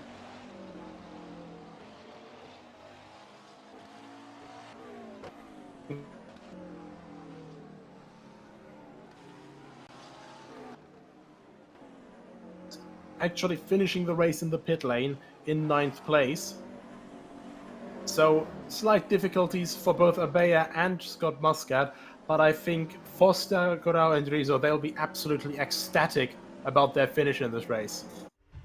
Yeah, all of those drivers will be very happy with them with their result. And it seems to be that Scott Muscat, it just wasn't his race. We saw that mistake. We saw the spin earlier on. And after that, there's nothing that he really could have done to try and pull that one back. Of course, he kept it on the track. He kept pushing to put in those laps, gain back as much as he can that he had lost. But it just wasn't enough, unfortunately. Absolutely. Let's quickly go to Malta to see their views and their opinions after this thrilling race. And we'll be back to us quite shortly. We're back here in the studio in Monte Cristo Estates together with Justin Mifsud. Justin, how was the race for you today? I predicted many things today. You did. And in fact, it happened. Of course, I didn't wish to. Anything wrong happened, but I know all the drivers quite well. So I have noted some. First of all, Sheldon. I told you Sheldon is good. He's a skilled driver, but then he starts to get aggressive. He loses a bit the concentration, and as you have seen, had two spins. He went off track 2 times. Mejia, I think he's the driver of the day. I think for me. Why? Because his face showed already today that since the practice that he was ready to win this round, and as you can see from the finish, he was happy about it, and of course congratulations to him because he worked hard for it, and it was a clean race. Jason, as usual, he focuses a lot during the race. Just those slight mistakes are holding him back from taking the lead, because he could have pushed more with against Mikhail, but due to those slight mistakes, because he didn't went off track, but he lost time between Mikhail and he ended up in P2. Rizzo, he went up in position, so he gained more points. Foster the same. So, you know, just one race changed again positions. Yeah, I think it was always between Mikhail, Jason Muscat, and also the Vellas, because they were quite close as well. But I think Mikhail Mejia was very well overall. He didn't do one mistake, which was really huge, to say. So I think he truly deserves this win. Yeah, he deserved it. He deserved it not just because what happened last week, because that's part of racing, and it was cleared. But today he showed that he can win the championship. I mean, he already showed before, and I say it again, that to change from Gran Turismo to R-Factor, it was not just easy to turn into a PC-based game with more features and simulation. And yeah, I mean, there's nothing more to say than praise him for what he's done today and during the race, and his achievement throughout this championship, his progress actually. Yeah, exactly. I am so looking forward for the next round, round 6. Next week we have the next round of the championships. Are you looking forward? Of course I do. I mean, round 7, I think. Correct. Today was round 5. Sorry? Today was round 5. Today was round 6. Today was round 6. I think so. Never mind then. Let me check. Yes, in fact, yes, 3 rounds remaining. Yeah. So the 6th, 7th, and anyway, correct me if I'm wrong, Mr. Broadcast Director. Yeah, I mean, there are still points to be gained. If they're gonna continue pushing like this, I might be worrying that, you know, like the temper, the pressure starts to build up again. Exactly, yesterday was round 6. We've got 2 rounds more. So I think, yeah, this is not the, it's not how it's going to remain as it is with the positions, believe me, because I believe that Bernard will push as well. Dean, Sheldon, and Muscat, of course, is going to try to beat at least another race against Mikhail. Yeah, it's going to be an excited first national championship, Malta National GT3 Championship, fueled by Enemed. Your thoughts, Nicholas and Kai, until we bring the top 3 drivers?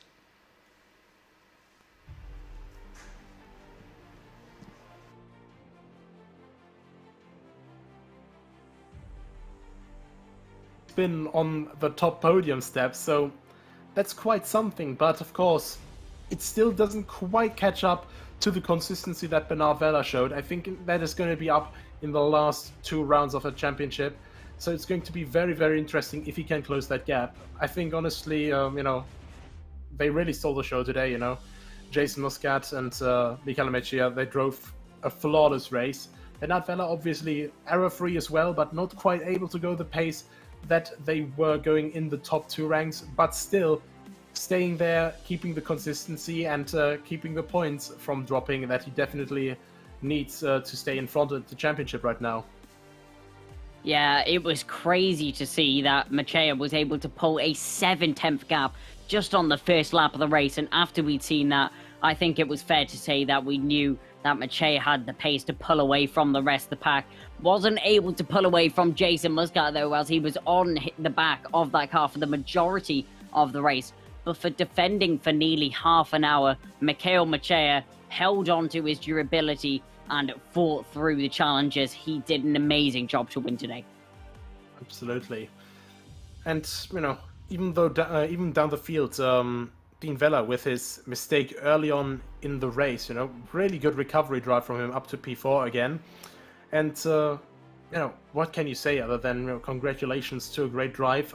He had to fight his way through the field again, and he did a great job of it. Now we actually have Bernard already ready for our interviews, our P3 sitter. So let's quickly change to the studio there to get him into view. And let's have our interview there. Bernard, can you hear me?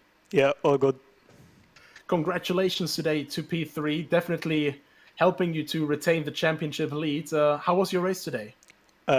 Honestly, I didn't have the pace to win, so I just stood in P3. There was no one behind me, so I just had to relax and make sure I make it to the end. Yeah, definitely. But overall, were you hoping that you know, maybe you could stick with P1 and P2 a little bit longer, or you know, maybe hoping that there would be some how would you say it? Some sort of trouble coming up in the last lap, like it did at Botniaring, where you could profit in the very last lap. Yeah, I picked up some damage at the start, and I didn't want to risk anything, especially in the final sector. It's very risky there. We saw like 3 people make mistakes, so I just had to make sure I make it to the end. But definitely today the safe approach in the last 2 rounds. Are you confident that you can retain the championship lead? Who knows? Anything can happen, so we'll see. Thank you very much, Bernard. So Bernard Vella even picking up damage at the start of the race, so that is also something that you have to fight with, of course. And quite honestly, as he said, you know, Sector 3, it was so difficult today. A lot of mistakes made there. As he said, I think 3, maybe even what we saw 4 or 5 cars making mistakes there. So really difficult to get that completely settled. Quite a big gap in height from the curb down to the grass. So I think that caught out a lot of people today. Yeah, the grass, it seemed to attract quite a few drivers there. And I'm sure not for the light of hearted going onto it. We saw mistakes from Scott Muscat and a lot of drivers kicking up dust, losing a little bit of time by catching the grass. Not quite losing the car, but definitely unsettling themselves by going over that grass, losing the time to the car ahead. And it's just not a situation that you want to be in. Yeah, absolutely, and it's just so difficult. Now we actually have our P2 sitter ready for interview, so Kai, take it away. Awesome, thank you so much. Jason Muscat joins us in the studio. Jason, can you hear me? Yes, I can. Hello. Awesome. Thank you so much for joining us once again. P2 in this race. It was so close all the way down to the wire. Tell us a little bit about it from your perspective. It was very tough to keep up and mostly to overtake. It was nearly impossible. Mikhail defended really well when he made the mistake at the last turn. He always defended the inside into turn 1, and it's really hard there to overtake around the outside. It's impossible because you just go a bit wide of the racing line and you would fly off the track. So I just kept pushing just in case he makes a bigger mistake, but unfortunately he never did. So yeah. Well done to him. Really well. Yeah, it was a great race. You just mentioned it was so hard to difficult. So hard to difficult. Stumbling with my words there. It was so difficult to overtake around that track. What was going through your mind while sitting behind Mikhail? Most importantly, not to make any mistakes myself, because Bernard was close behind within 1 second, 2 seconds. So I wanted to make sure I don't make any mistakes and settle for P2. I would like to ask you a question. Sorry, Kai, for interrupting. I saw you on screen and your face looked like you had a lot of pressure. Talk me through that time. Yes, you know, it's normal, you know, to have some pressure during the races. And as you can see, last race, I made a mistake as well. Just today I wanted to make sure I don't do the same mistake.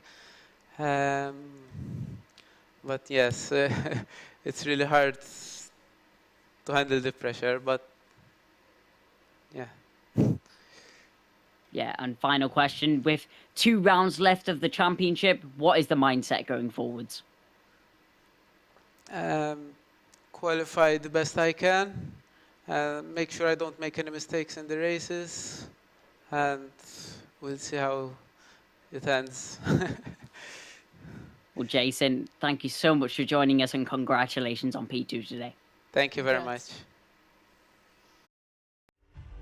Yeah, so that was Jason Muscat. Joined us in the studio there, P2 today, after a very close battle with Mikhail Machea. Just managed to hold on to that lead, did Mikhail, and that will be the next interview that is coming up very shortly.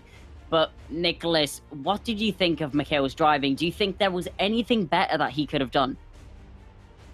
Well, I mean, he won, so not really. I mean, I think a bit of a, what's it, Nelson Piquet-esque reply there, isn't it? But basically, you know, he did a great defensive drive. I think also he was taking a little bit of extra pace out of the car there, just to keep it safe. He noticed how people were spinning off. I think he was also considering maybe for some tire usage, you know, so for in the later stages that he wouldn't have a nervous car through that last sector. So I think he calculated very well, defended it even better, and you know, executed it perfectly in the end. Really good run from him, and we actually have him here now as well for the interview. Mikhail, can you hear me? So we're here with Mikhail Machea, the winner of this race. How are you feeling right now, Mikhail? So, very happy. I think it was quite a tense race, but kept relaxed and managed to get away with the win. Great. And I was seeing you next to Jason, one against the other, trying to keep your lead all throughout the race. Did you feel some pressure with Jason just behind you? Yeah, massive pressure. He stuck around behind me less than a second to overgap, so every lap behind me. So I tried to minimize my mistakes. Actually, I had 2 mistakes before the finish straight, and but managed to keep him behind, keep my cool, and managed to get away with it. And also, you have won already some races before, so I think now you're keeping that momentum.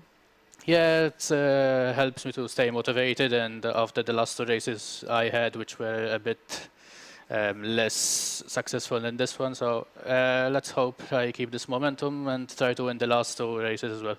Do you have any secrets maybe about how you can overtake or keep your pace? So not secrets exactly, it's just these tracks we have been having, they've been so narrow, it's quite difficult to overtake. You need to, it's much more worth it to trying to pressure the guy in front to make a mistake, and that's what I was trying to do last races. So yeah, that's the secret actually, just to keep calm then if you're in the lead, so and avoid mistakes really. Great. Are you looking forward for the next races, and do you have maybe a certain racetrack which you prefer? The last 2 races, one of them I've practiced a lot in it. I am quite aware of the track. The other one is quite new though, so the next one. So it's time to go train again, and hopefully we'll be in front again next time. Back to work. Yes, exactly. Thank you very much for joining me, Mikhail, and congratulations Thank you very much. Back to Nico and Kai. So once again, you know, not really taking a moment to enjoy the victory, already thinking about back to work. And, you know, practice is so much in this preparation work here. Of course, only 2 races left. The last one will, of course, not be a half-hour race, but a full 1-hour race, which will be even more difficult for the drivers. So, you know, it'll really be management of the tires even more, and of course, driving with a way heavier car than they've done so far. Yeah, 1 hour, basically an endurance race. There will be a fuel stop, which the drivers will have to do, as I don't think the fuel will even be able to carry enough for an hour in the car. But it's going to be even more of a challenge for these drivers. It's going to be a marathon, not a sprint. Half an hour, I guess you could say, is a sprint race, but an hour, it's definitely all about the endurance and maintaining the pace over the course of the race. Absolutely, and as you said, you know, there could be a stop actually really rentable there now at that point, because, you know, the tires wear off quite a lot over 1 hour. You have to think, you know, is it more like rentable to actually lift and coast, try and make sure that you're actually making it to the end, or is it maybe more rentable that you can actually go for a pit stop, change your tires, and actually drive out again, and then, you know, be able to push maximum again? I wouldn't be surprised in this race if we do see drivers go into the pits when they refuel and actually switch tyres at the same time, as the tyre wear and tyre degradation will be a lot more and may even be overwhelming for some of the drivers over the course of this race. So tyre wear, it may be a major issue. Absolutely. But as we are looking into the future, we're going to get quickly back to Justin and Davinia to look into the future at World Pro Racing with a couple of upcoming events and such. Thank you, Nico. He just said it all.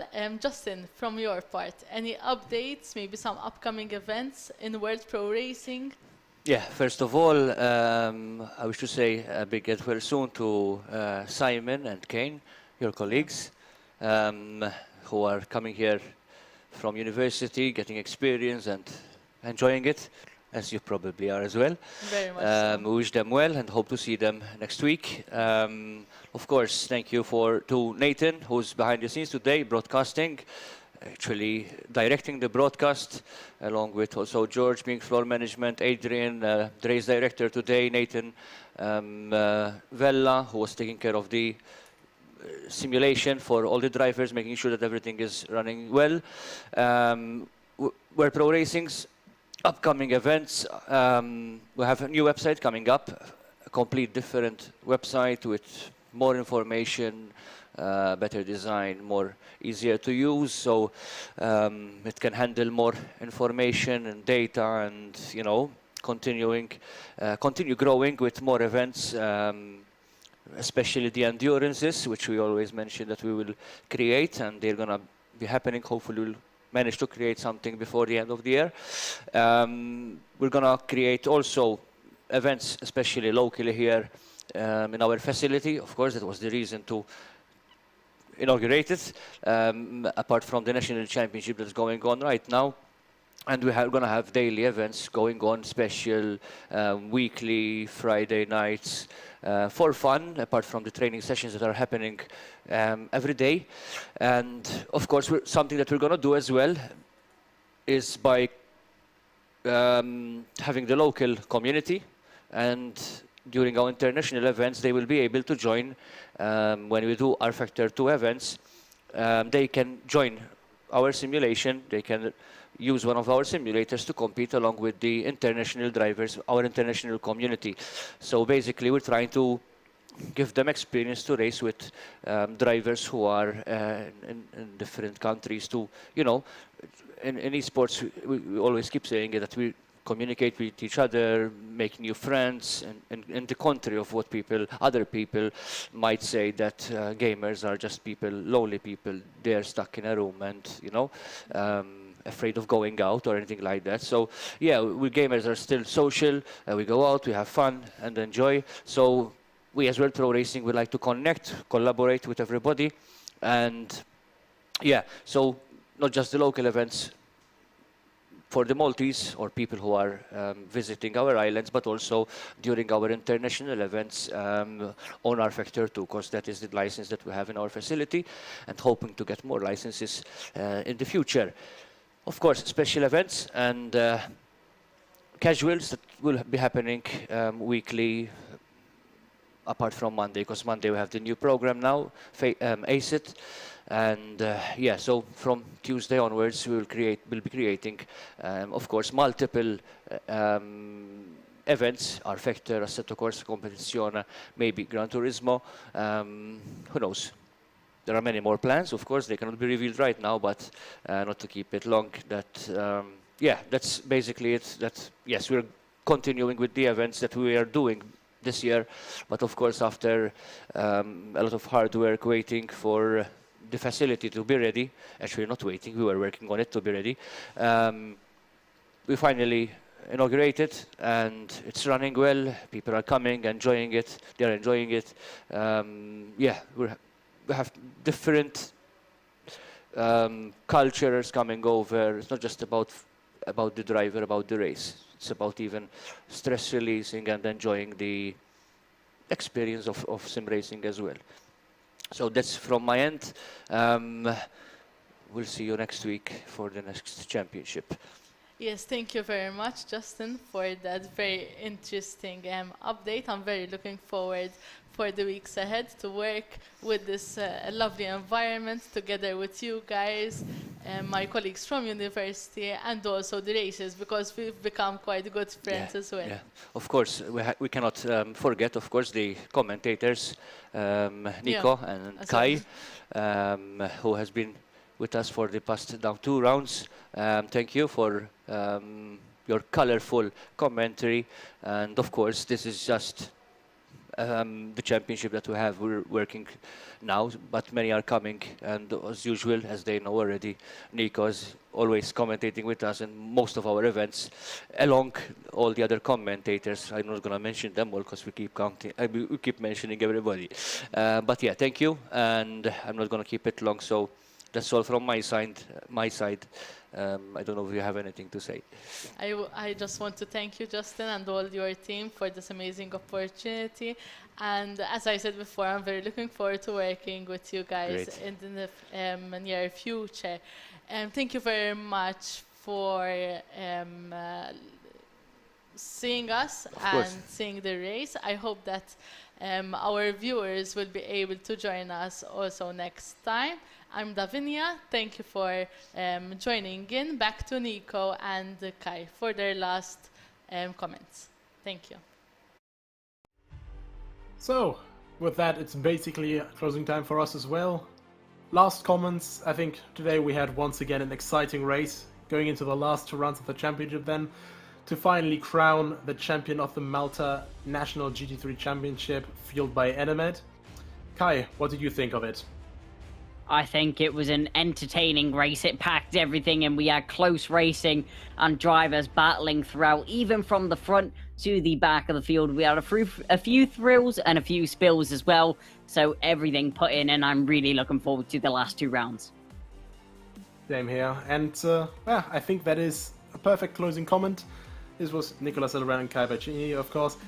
Thank you so much, of course, to our sponsors, Enemed, Gaming Malta, the Malta Motorsport Federation, 3CX and Vibe FM, and of course our broadcast partners over at ESTV, Motorsport TV and TVM Sport. This was the 6th round of the Malta National G3 Championship 2021, fueled by Enemed. My name is Nicolas Silverbrand, and see you next week.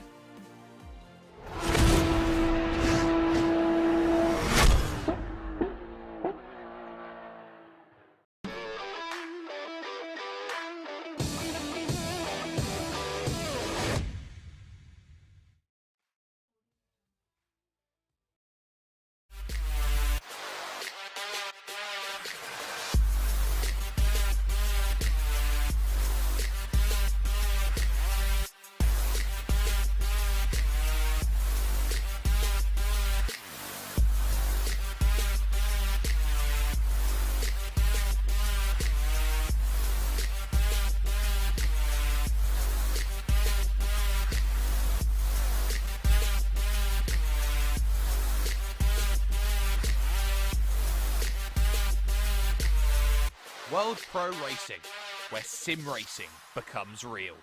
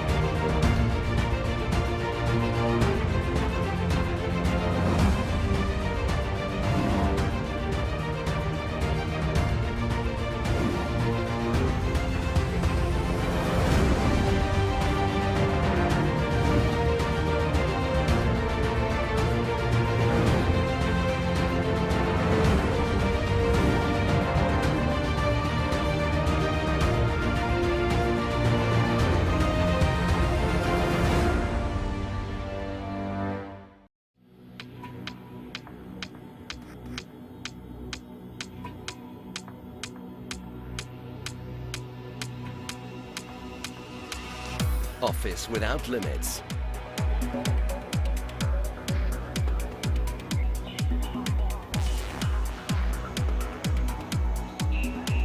Slash your telco costs.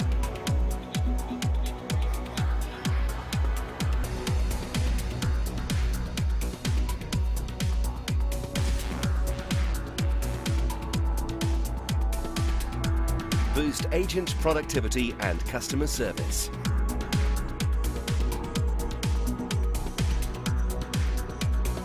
Web conferencing for all.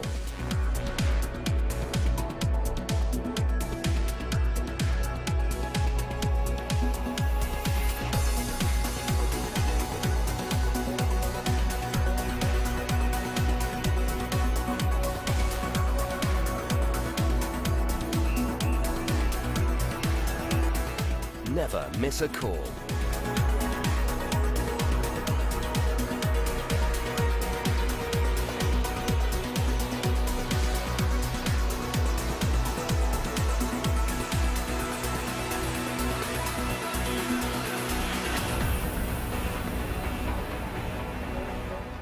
.3CX, everywhere you go, on premise or in the cloud. 3cx.com.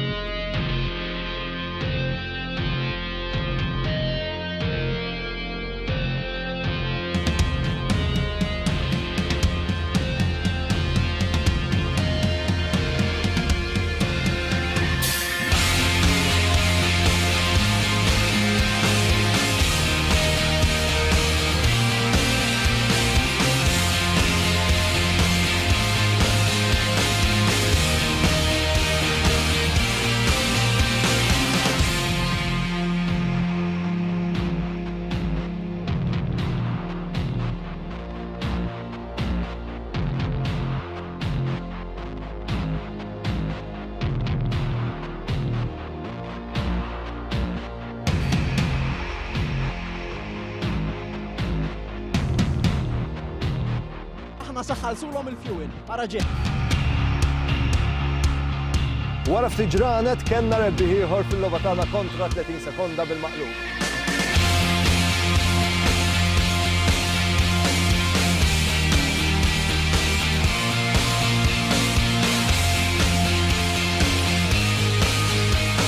Suqu fuq ir-riserva xejdu le mhix se tieqaf.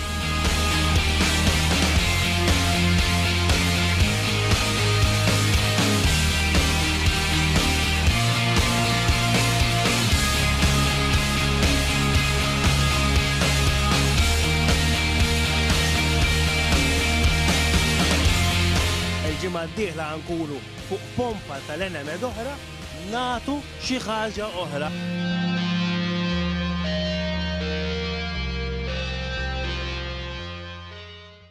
Senna was a god. No one could even dream to follow him. I'm from a very humble background. The role of women at that time were really difficult. This is so dangerous. You're risking not only your life, but also my life.